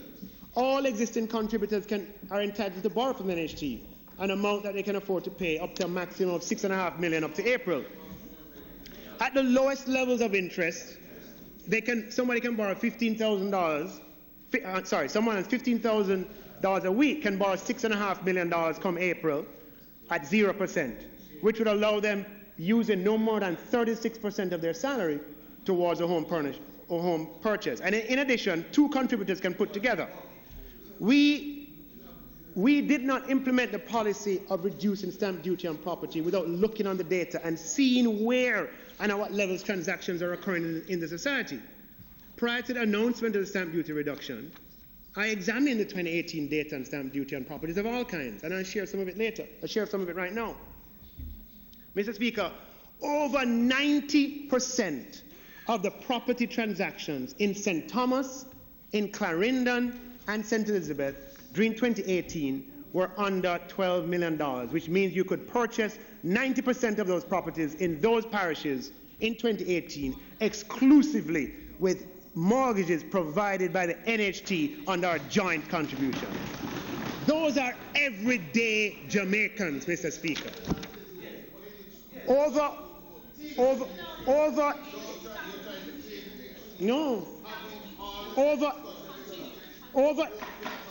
Listen. Oh, you are saying that reducing transaction taxes only affect the rich. The data doesn't support that. I am saying to you, and I am putting in the public domain. I'm putting in the public domain that 90% of the transactions, of the property transactions in St. Thomas, Clarendon, and St. Elizabeth are under $12 million. They will benefit from the stamp duty reduction on property. Mr. Speaker, over 80% of the property transactions in Portland and Manchester during 2018 were under $12 million. They will benefit from the reduction in property stamp duty. They are everyday Jamaicans. Mr. Speaker, over 70% of the property transactions across. Do not disturb the speaker. Do not disturb the member. Do not cross-talk with them, Dr. Clarke. Proceed. There are 1.2 million. Order from the side, please. Mr. Speaker, over 70% of the property transactions across all parishes in all of Jamaica were under $12 million in 2018. You could purchase 70% of those properties exclusively with NHT mortgages by joint contributors. Those are everyday Jamaicans. This is Jamaica's reality. I tell you, this is Jamaica's reality. You don't understand how many people you alienate with the propaganda that only rich people benefit from lower stamp duties on property, which is out of touch with the aspirations of everyday working Jamaicans. Mr. Speaker, on a point of order, I'm loath to do this, but just in the interest of accuracy, I never said that only the rich will benefit from this. I said that there is a choice being made, and it's a choice which benefits persons who are undertaking property transactions and transactions in shares, and as opposed to a choice that would benefit consumers on a daily basis. And I represent people from a section of society in the constituency where I represent, which will not be impacted by this particular measure. And the minister has not said of all these percentages around how many people are trading in land under 12 million. He hasn't said how many people benefit per year from a transaction in property, and what percentage of the population that really is. So so he has misquoted me. He's spinning a ball which I never spun, as if I spun it. And that's a regular feature throughout his presentation today. Propaganda. Mr. Speaker, I am putting the data in the public domain that the reality of Jamaica is that I am not misquoting him. The rhetoric from your press conferences, Mr. Speaker. Now I'm being told about rhetoric at a press conference when what was being said before was what I said in this house, which I never said. He should withdraw the remarks. Mr. Speaker, what I said about the member is, I am putting data in the public domain. 90% of members, 90% of the property transactions in Jamaica are in the parishes of the property transaction in 2018 in the parishes of St. Thomas, Clarendon, and St. Elizabeth were under 12 million. 80% in the parishes of Portland and Manchester were under 12 million. 70% in the entire Jamaica of transactions were under 12 million. That is Jamaica's reality. Mr. Speaker, no, the challenge is, Mr. Speaker,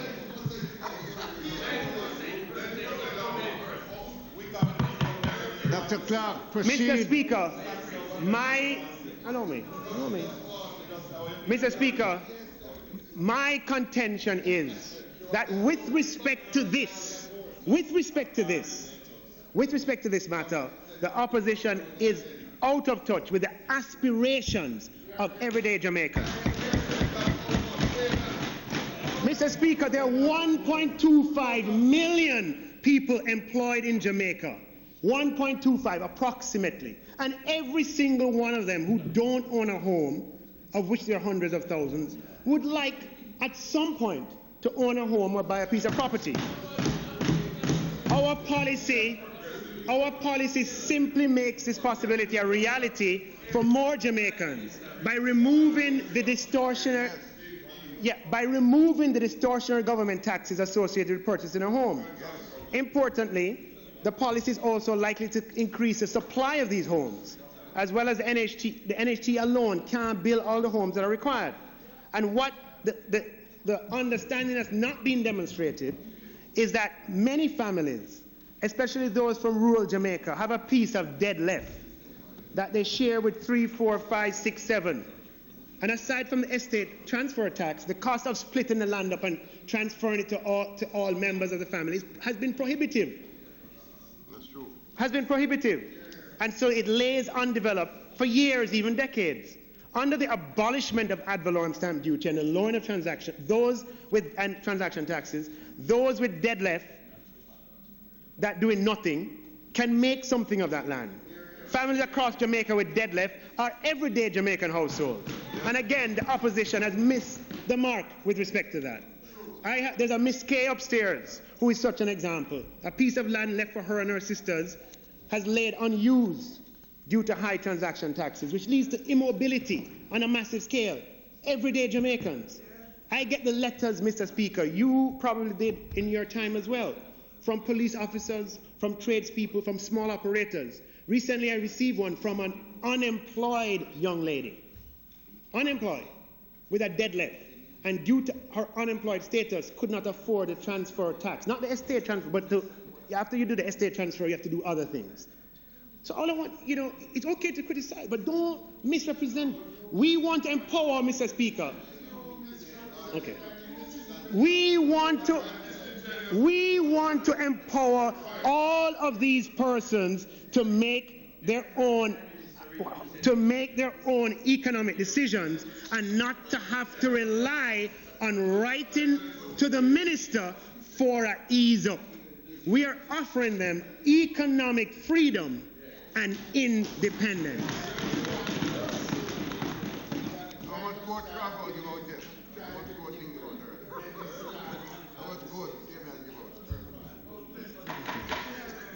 Mr. Clarke, proceed. Do not cross talk, please.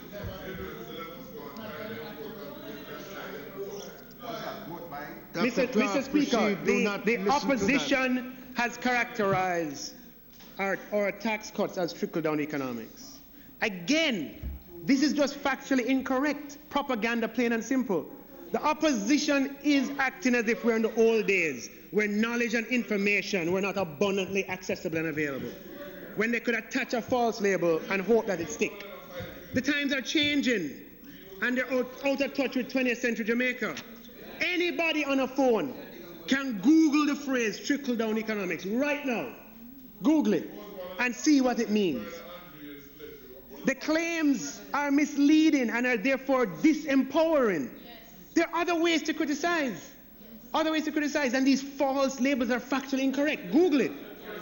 The opposition is not and should not be synonymous with misleading.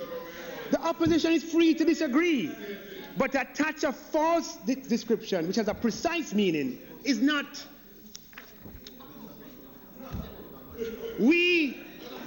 It's just not straightforward. We, Mr. Speaker, have raised income taxes on high earners making more than $6 million a year and abolished personal income taxes for those earning under $1.5 million. That is the opposite of trickle-down, and you know that. You know that. You said it couldn't work. This government has increased property tax rates on the highest value properties.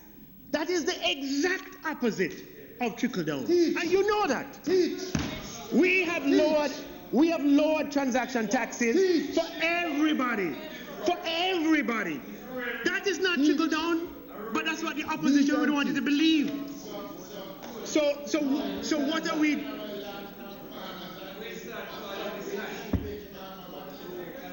Tax cut. No way. I don't know. Mr. Speaker,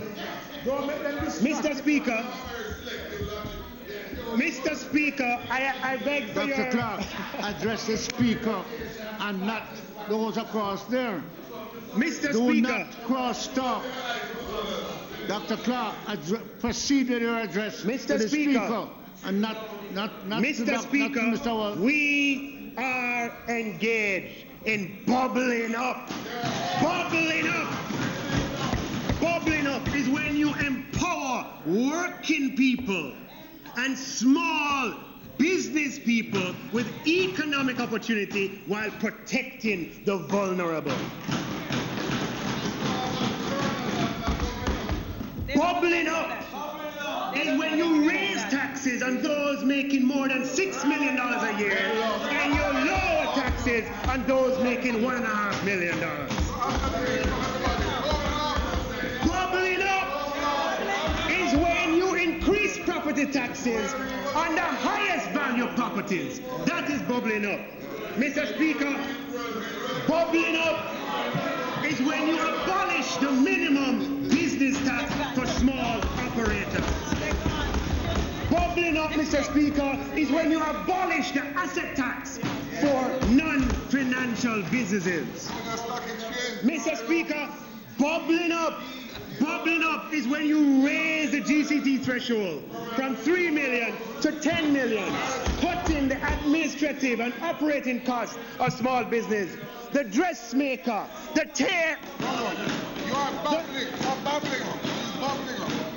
the dressmaker, the tailor, the barber shop, the restaurant operator, the mechanic, the carpenter, the hairdresser, the caterer, bubbling up. Bubbling up is when you have the first ever $200 million early stage angel fund in place for startup enterprises. Bubbling up is when you have $2 billion allocated to SMEs, including those who don't have any collateral to give them credit support. Bubbling up, Mr. Speaker, is when she increased the minimum wage as she did a couple months ago. That's bubbling up. And when we allocate for increase in pensions, bubbling up is when you allocate $4 billion to protect the vulnerable, $4 billion more to protect the vulnerable. Mr. Speaker, bubbling up is when you introduce for the first time in Jamaica, as the Prime Minister did, intergenerational mortgages.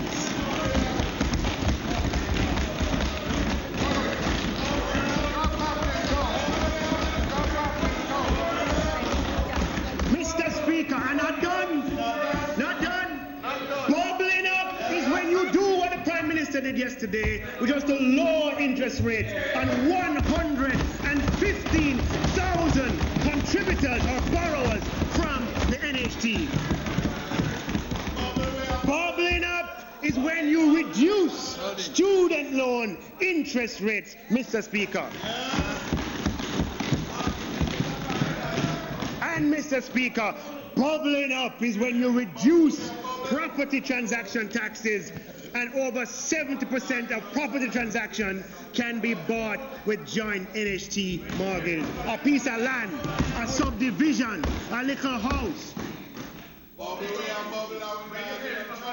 Mr. Speaker, bubbling up is when you reduce the transaction taxes on registering land for people, Mr. Speaker.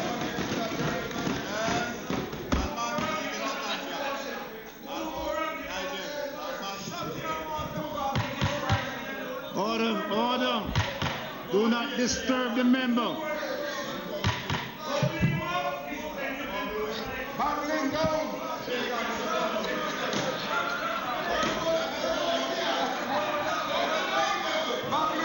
Mr. Speaker, order, please. Some people only believe in babbling up. We're bubbling up.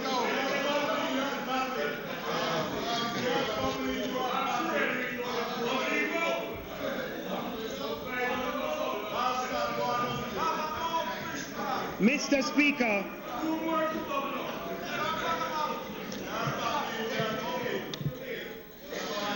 Mr. Speaker, do not disturb the member.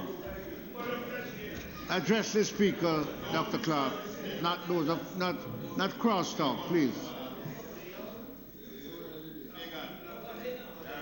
Mr. Speaker, the banking market that we have today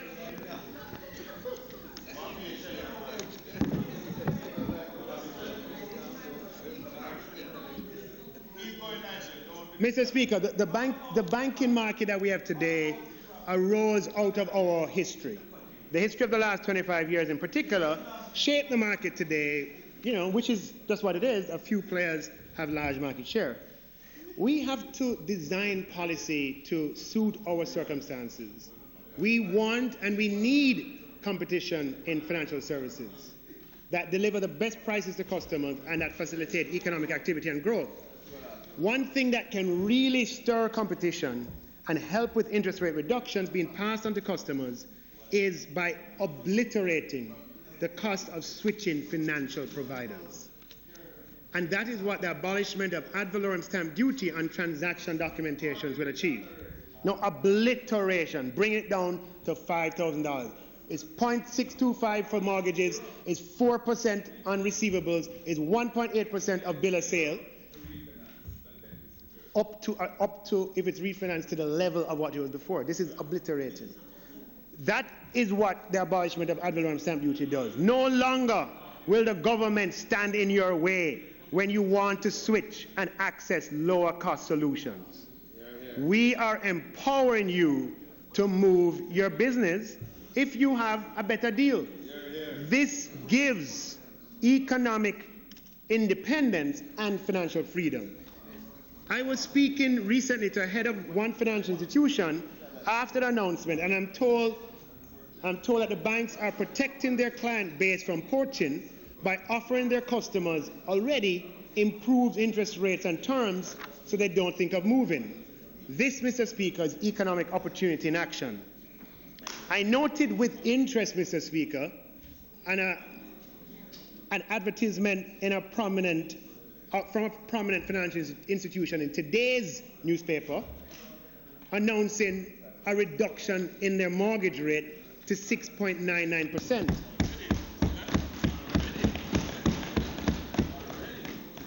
Others will simply follow suit. Reducing transaction taxes or abolishing ad valorem transaction taxes on financial transactions and on the perfecting of security delivers financial relief to consumers. That is how good economic policy creates economic opportunity for all. Mr. Speaker, the government of Jamaica, like all other governments, relies on a menu of taxation to raise revenue to conduct the business of the state. However, not all taxes have the same effect on income and choices. Some taxes have a material impact on economic activity or the absence of it.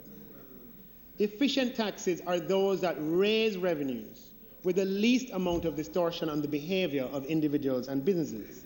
If the same revenue raised with less damage to the economy as a whole, then Jamaica will be better off. And simplicity and fairness are other considerations as well.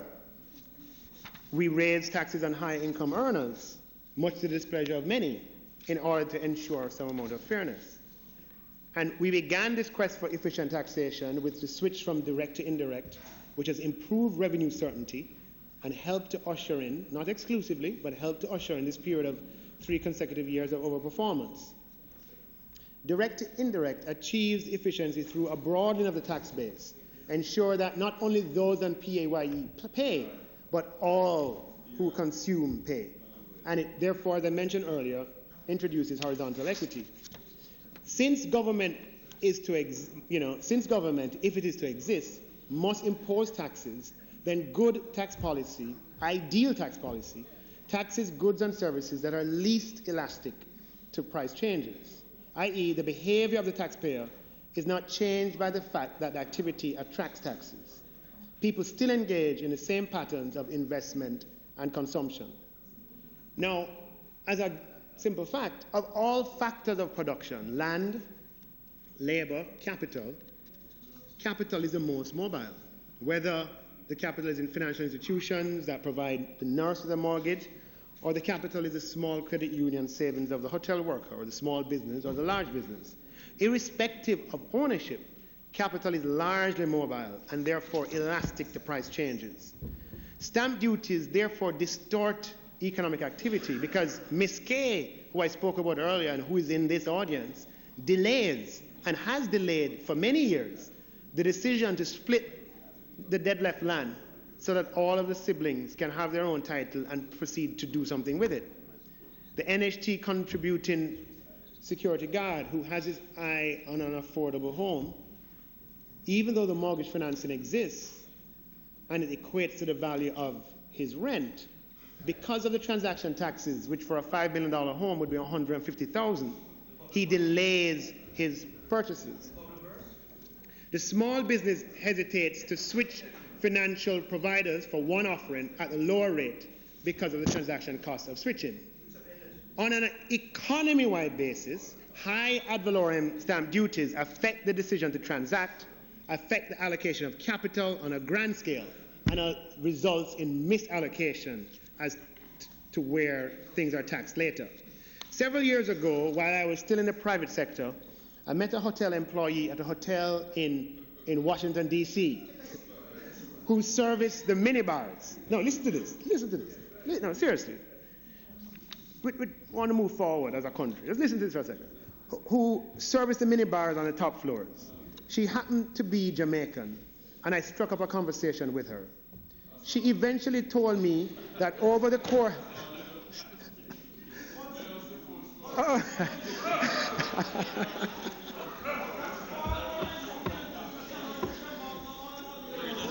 that over the course of many years, she and her husband did quite well. So much so that they own 2 homes in Florida. I asked her, why not Jamaica? And she told me transaction taxes were too high. We want all members of the diaspora to consider Jamaica among the options for purchasing homes. And previously, high stamp duties have distorted this kind of activity. And Mr. Speaker, the high property transaction taxes have a higher impact on lower income earners than it does on higher income earners as a percentage of their income.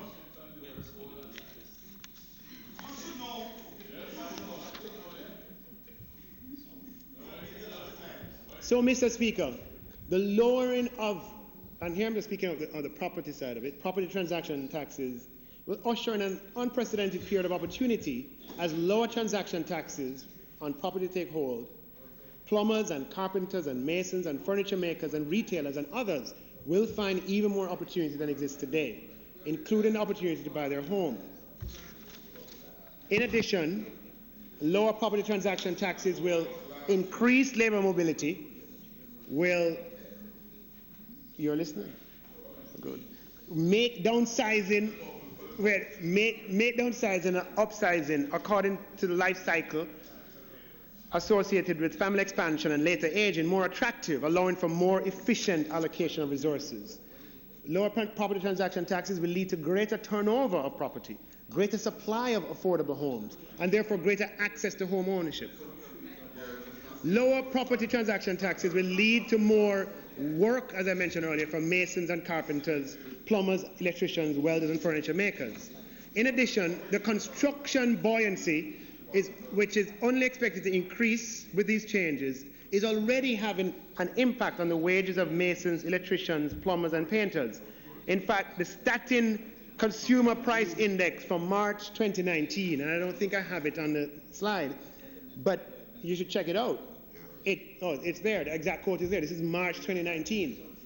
It says that while in the housing, water, electricity, gas sector, prices declined by 2.5% due to reduced electricity, water, and sewage rates, these decreases were moderated by a 2.4% increase in maintenance and repair of the dwelling, due mainly to an increase in wages for masons, electricians, plumbers, painters, and carpenters. And this hasn't even taken effect yet.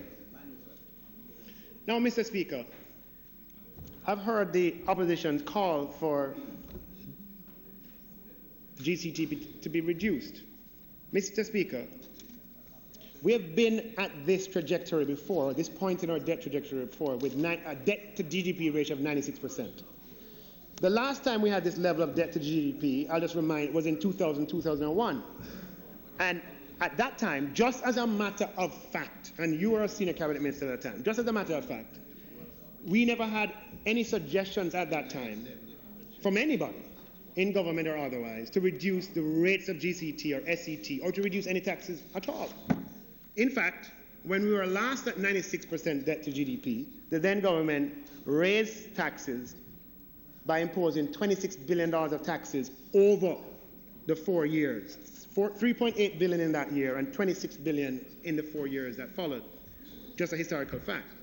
We are again at 96% debt to GDP, and this government has implemented the first net tax reduction in Jamaica in living memory.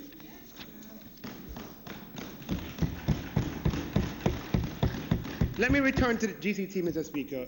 Reduction of GCT was considered, but analysis suggests that this would have less of an impact on the Jamaican economy than removing distortionary transaction taxes for the following reasons.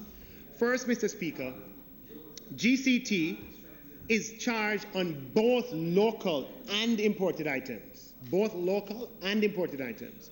And it is Jamaica's single largest source of tax when you combine local and imported.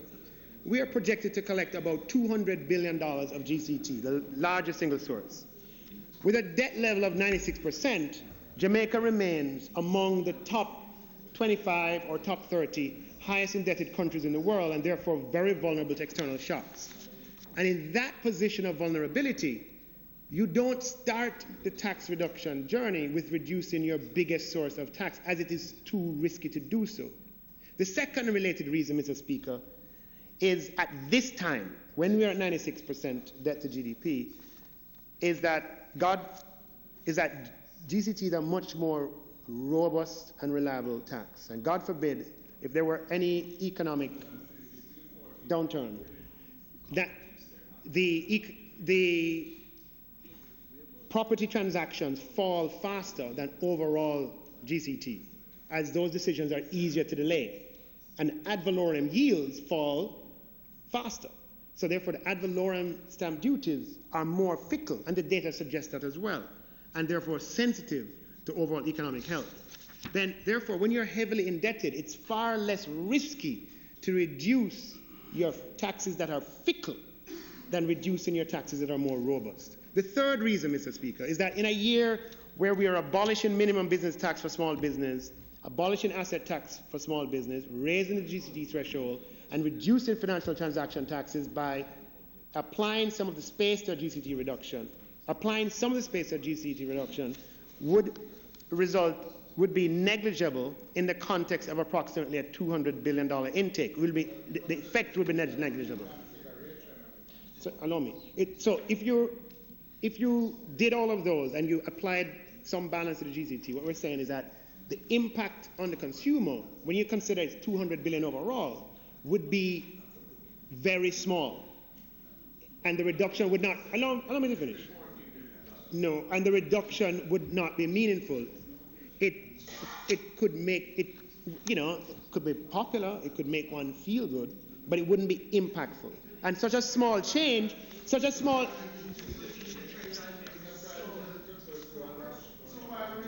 me finish. Such a small, because the percentage change would be small, it could easily be reclaimed by businesses and prices adjust over time and the consumer not benefit.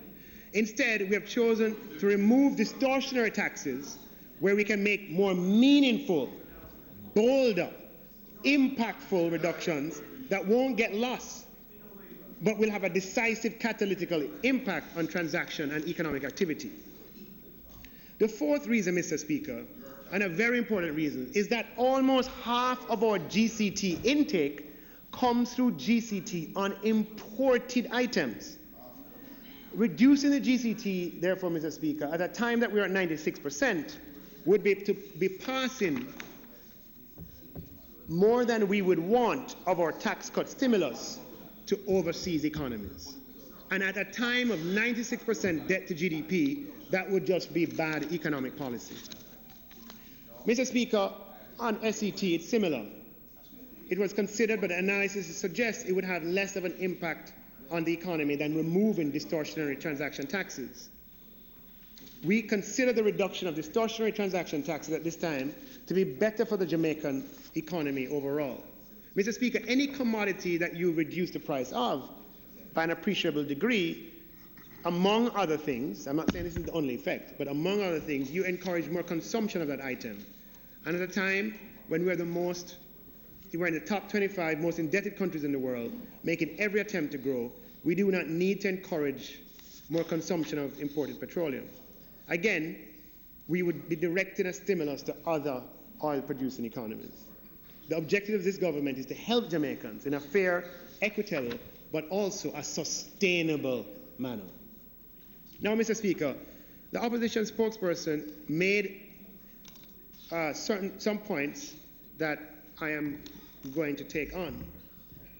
He made the point that given the current ad valorem stamp duty rate on using primary property as security for a loan, given that it's 0.625%, then if you use that if you use such a title to get a loan of $150,000 was the example that he used, you would pay $937 today.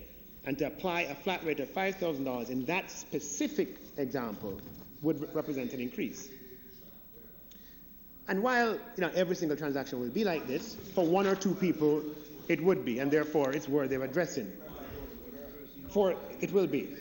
Ad valorem duty, just because people don't use a title, title is likely to be highly valued, and people hardly use things that are valued in the millions for a very small loan. Ad valorem stamp duty, ad valorem stamp duty payable on any instrument pursuant to the Stamp Duty Act will be replaced with a flat stamp duty of $100 per document or parcel related to transactions valued below $500,000 and $5,000 per document related to transactions valued at $500,000 and more. To be clear, Mr. Speaker, the ad valorem calculation for betting, gaming, and lottery tickets remains unchanged. The opposition spokesman also raised the point that the current GCT Act requires all persons or entities below the threshold as it exists now of $3 million to deregister. And if we raise the threshold to $10 million, then this clause would mean that all persons, entities below $10 million would be required by law to deregister.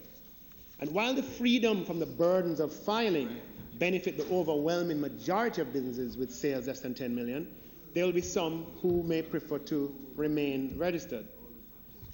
And this is a feature today. And I don't want, today on the threshold is 3 million, and the law requires all people under 3 million to not be registered. Even though that is a law, it came into effect after lots of people with sales under 3 million were registered, and they have not all been deregistered.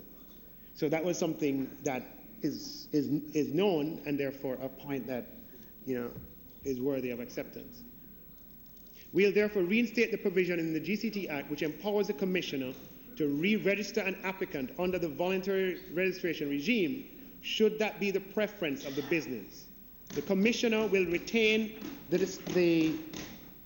Commissioner will retain the discretion to refuse such a registration because there are instances where this can be abused, and where there's evidence of abuse, then he would not. Yeah. So So I said it at the beginning. All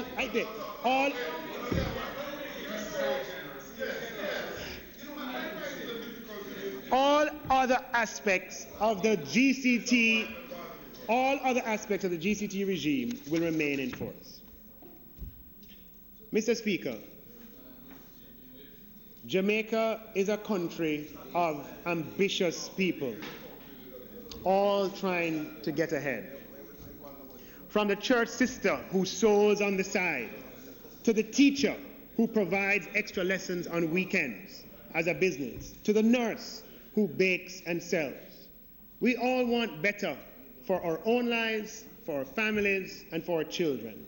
And we all want to get ahead, and rightly so. This government has prepared a historic budget that is focused on empowering every Jamaican, providing them with greater economic freedom, greater opportunity, greater independence, while protecting the most vulnerable in our society, especially our young people. We have increased our capital expenditures as an investment in future growth, and we have allocated the largest part of that expenditure to ensuring that we provide our security forces with the resources and tools necessary to reduce crime and provide a safer society. We have reduced distortionary taxes to ease the yoke of taxation that has strangled so many businesses and individuals in our society for so long, and in so doing have provided a further mechanism through which to stimulate economic growth and prosperity. We have given credit where credit is due. We have corrected the record to ensure accuracy and fairness, and accepted the constructive suggestions for improvement offered by the opposition. We want and expect that economic growth and prosperity will bubble up in our society. bubble up in our society, Mr. Speaker. We are moving in the right direction, Mr. Speaker, and we fully intend to continue to build on these achievements as we seek to build a society that promotes growth with equity. Let me end with the words of Marcus Mosiah Garvey. Ambition is the desire to go forward and improve one's condition. It is a burning flame that lights up the life of the individual and makes him see himself or herself in another state. To be ambitious is to be great in mind and soul, to want that which is worthwhile and to strive for it, to go on without looking back, reaching to that which gives satisfaction. Lift up yourselves, take yourselves out of the mire, and hitch your hopes to the very star themselves. Mr. Speaker, we are moving in the right direction with growth and equity. Thank you, and God bless Jamaica.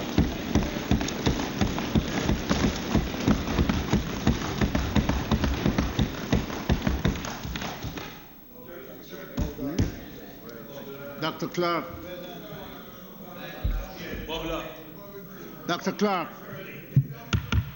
Dr. Clarke, you have to now ask for the second reading. Mr. Speaker, I now move for a second reading of the bill, the Appropriation Act. The question is, order, member, order. The question is that the bill be read a second time. Those in favor? Those against? Ayes have it. A bill entitled An Act to Apply a Sum out of the Consolidated Fund to the service of the year ending on the 31st day of March 2020 and to appropriate the sums granted in this session of Parliament, read a second time.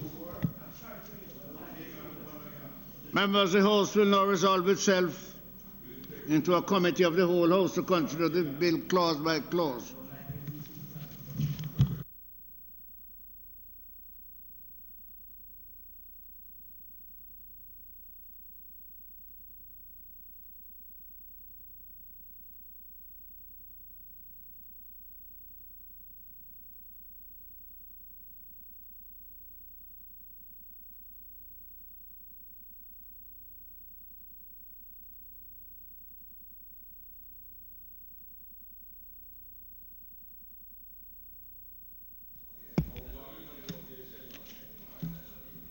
Members, I put clause 1. Those in favor? Aye. Those against? Ayes have it. I put clause 2. Those in favor? Aye. Those against? Ayes have it. I put clause 3. Is there amendment? Mr. Speaker, do I address the schedules at this stage or wait until the schedule come after? Okay. What on? Clause 3. What on? Put clause 3. I put clause 3. Those in favor? Those against? Ayes have it. I put the schedule. Those in favor? Mr. Speaker, there is a transposition error on page 7. There's a typographical error. Page 7, column 3, and I believe it would be the number that is 338628.0. It should be 338682.0. And I ask, given that this is a typographical error, that the committee make note of it and that the change be read in or accepted. I put the amendment. Those in favor? No, it's typo. It's a typo. Yes, okay. I put the schedule. I understand that it's a typographical correction, okay? So I put the schedule. Those in favor? Those against? Ayes have it. I put the title and enacting clause. Those in favor? Those against? Ayes have it. The question is that I do report the bill as having passed committee stage without amendment. Those in favor? Those against? The ayes have it.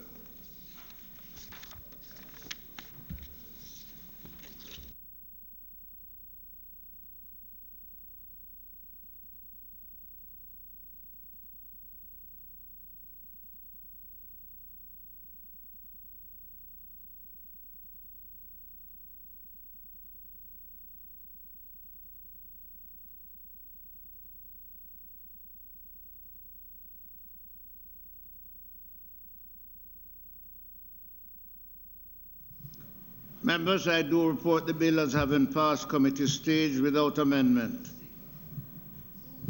Those in favour? Those against? Ayes have it. Minister. Mr. Speaker, I now propose a third reading of the bill. The question is that the bill be read a third time. Those in favour? Those against? Ayes have it.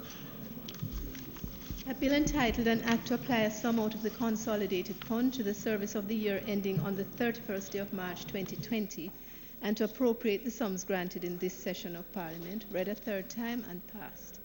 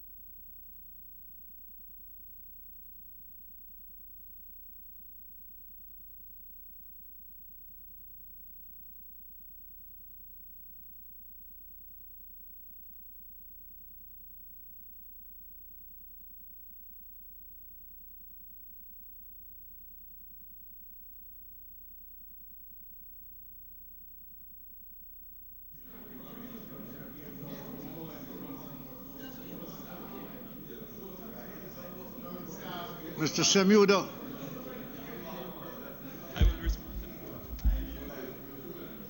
Mr. Speaker, it is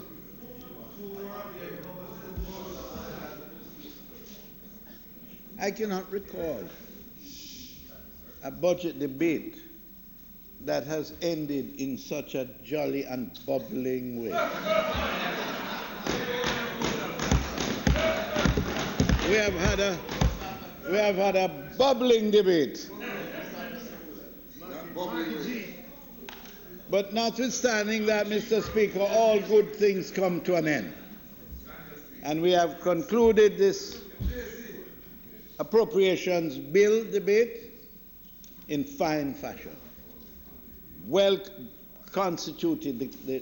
The contributions from the opposition were constructive, at times destructive. The contributions from the government had its great strength, especially that of our Prime Minister that spoke yesterday. Our Minister of Finance has unearthed a personality that we did not realize existed in that frail body, relatively frail body. But he has certainly mushroomed into quite an outstanding figure and a good public speaker, and I commend him for that.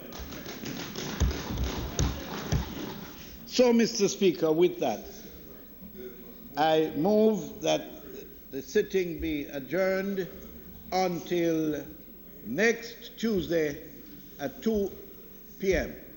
That's Tuesday the 26th of March. Thank you, Mr. Speaker.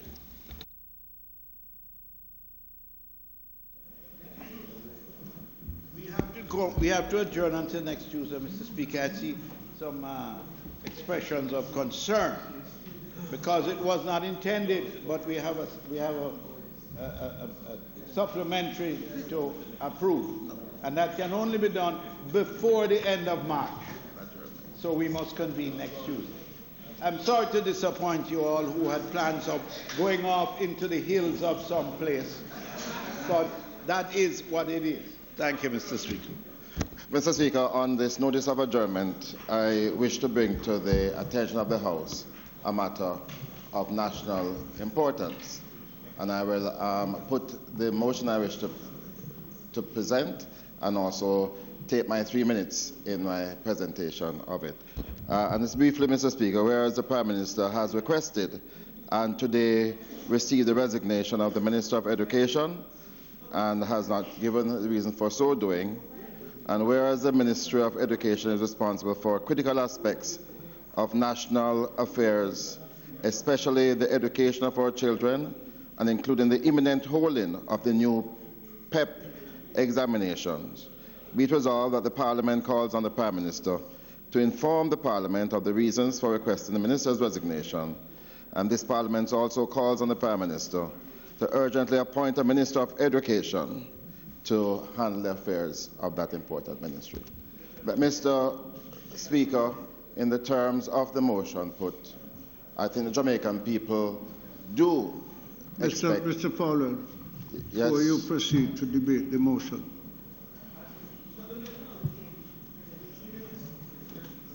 we must come to some understanding. The motion that you are putting on the floor for the adjournment will have the following order. Pardon? 3 members will speak. Have a seat. On the motion for not more than 3 minutes allotted to each speaker. 2 from that side and 1 from this side. I am going to ask, do not embarrass me to knock more than once. We will time for each side speaking, and you may now proceed, Mr. Paulwell. It's now 3 minutes after 5. Mr. Speaker, we are agreed long before now that that would be the course. Mr. Speaker, we were expecting, because of the importance of this matter, that there would have been a statement earlier by the Prime Minister, who is reported in the media as having taken control of the Ministry of Education. Now, it is clear to all of us that education is a most important function of the government, and especially at this time when there is so much anticipation, so much concern, so much upheaval in relation to our young children, who I gather next week ought to be sitting the PEP examination. Already there are calls coming to me as Member of Parliament from parents as to whether or not this is going to create the opportunity for a postponement of the elections, whether or not this will disturb the rhythm of the ministry. And Mr. Speaker, I have 3 minutes. I have 3 minutes. Order, please. I have 3 minutes. And Mr. Speaker, we are very concerned about that aspect. But education is much bigger than PEP. And so you have a large family in the education system that will be very concerned at this time. We're also concerned, Mr. Speaker, because in the announcement of the Prime Minister that the ministry will now be located at OPM, again, it adds to the matters that that ministry has to handle. And I dare say that this would be a step in the wrong direction for that significant portfolio to be attached to the office of the Prime Minister. So, Mr. Speaker, that is crucial. There's also an institution called the Caribbean Maritime University, which is a fledgling university that seems to be at the center of this episode, and it is therefore important for some clarity to be given. There are students who are enrolled there who are very concerned and worried about the latest developments, and we urge, therefore, that some definitive statement be given today, and for it to be followed up hopefully by the time we meet next week in relation to this serious matter affecting the Ministry of Education and the Caribbean Maritime University. Thank you, Mr. Paul. Will you stay within your time? Mr. Speaker, two matters arise in addition to what has been already raised by the leader of opposition business. First is that in view of what I would call the hasty resignation, certainly unanticipated resignation of the minister, there would seem to be very grave matters involved. The Prime Minister's statement that was published earlier gives no indication as to the specific causes that triggered in the Prime Minister's mind the need for such an immediate action on the part of the minister. And in view of the fact that it is a minister who had stewardship of one of the larger ministries, and certainly a ministry central to the developmental needs of the country, we would ask the Prime Minister if he would give some indication as to the causes for such immediate action as far as he was concerned. Secondly, Mr. Speaker, the Constitution requires in Section 71, Section 69, when on matters of law, I rely on you. All right. Thankfully, not very often. But, Mr. Speaker, the Constitution requires that not less than 2 nor more than 4 ministers be chosen from the Senate. In view of the current resignation, there would, I believe, that there is need for an appointment not just to the Senate, but from the Senate to the Cabinet.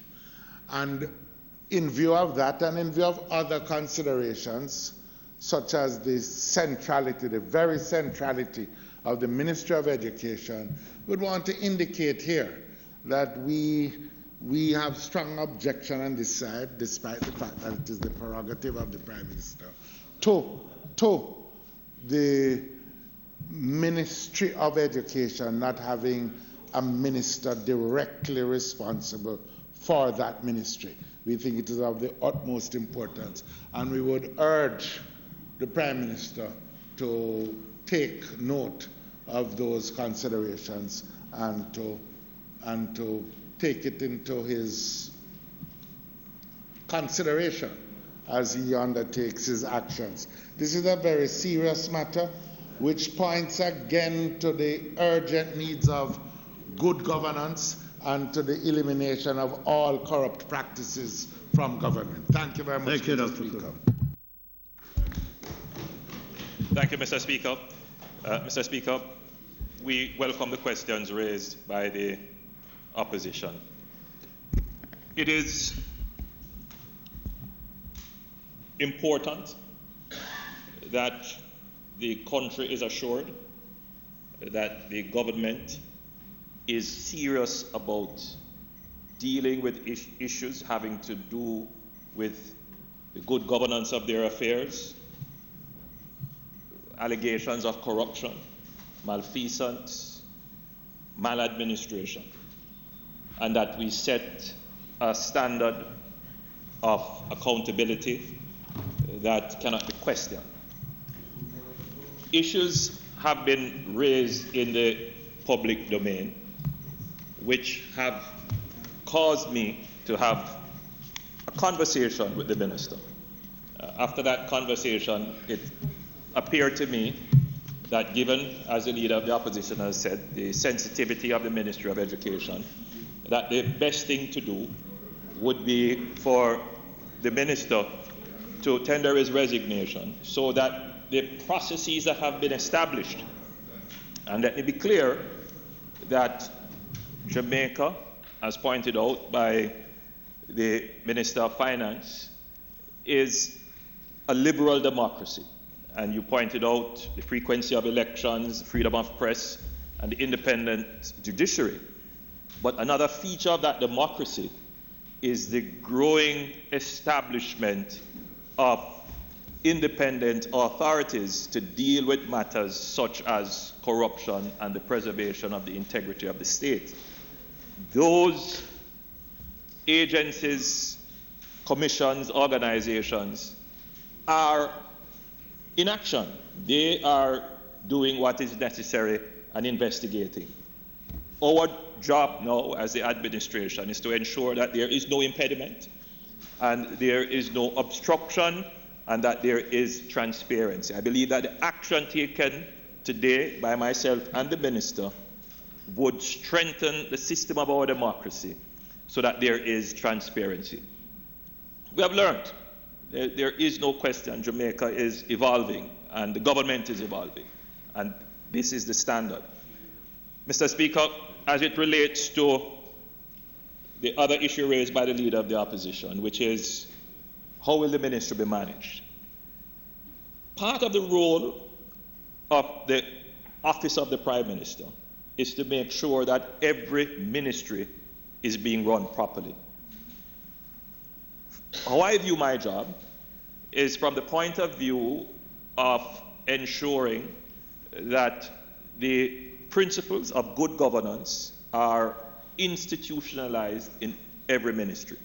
So once I see that there is a problem that signals a governance issue, a breakdown in supervision and oversight by the minister, then I have to intervene and ensure that those problems are not systemic or deep-rooted. And if they are, to correct them. That is what I did with Petrojam and the Ministry of Energy. So my first step, leader of the opposition, is to ask the permanent secretary to give me a full report of the functioning of the ministry. That has already been, that instruction has already been issued. I have assigned earlier today Minister Samuda to go over to the Ministry of Education and to assist in, yes, Minister Samuda is assigned, to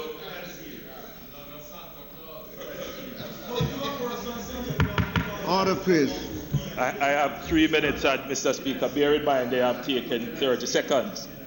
No, but the point is, Mr. Speaker, that my office will undertake a review of the Ministry of Education. We don't expect to be doing that review for more than a month or two. It's a large ministry, and we will do a full review of the ministry. In the interim, the other point raised by the leader of the opposition, a constitutional point as to whether or not the cabinet is now properly constituted, bearing in mind that a minister who was from the Senate has resigned. I suspect that I will have the judgment of whether or not my actions are constitutional would depend on the speed at which I act, because clearly the law would have to contemplate intervening events that would determine how fast I could make an appointment, such as appointing someone to the Senate, identifying a minister. So there would be some reasonable time. There's some reason. Whatever is considered reasonable, a court will decide, but it's not something that immediately makes the cabinet unconstitutional. No, the budget is passed not by the cabinet. The budget is passed by the parliament. Yeah. No, but even so, the budget is passed by the parliament. So, Mr. Speaker, the considerations that are raised are valid considerations. I wish to assure the public that the Ministry of Education has a very strong bureaucracy. That it has a very strong bureaucracy, not in the negative sense, but it has a very strong public administration culture. And therefore, the operations will continue unimpeded, and I am expecting that the new exams, the PEP, will go off without any difficulty. I will receive a report tomorrow, specifically on that, as to the preparations and how those are going. I leave the island tomorrow, and I return on Sunday. By then, Mr. Speaker, I should be able to make an appointment to the Senate and fill the constitutionally required position in the Cabinet. Thank you, Mr. Speaker. The motion is that the House be adjourned until Tuesday, the 26th. Those in favor? Those against? As have it.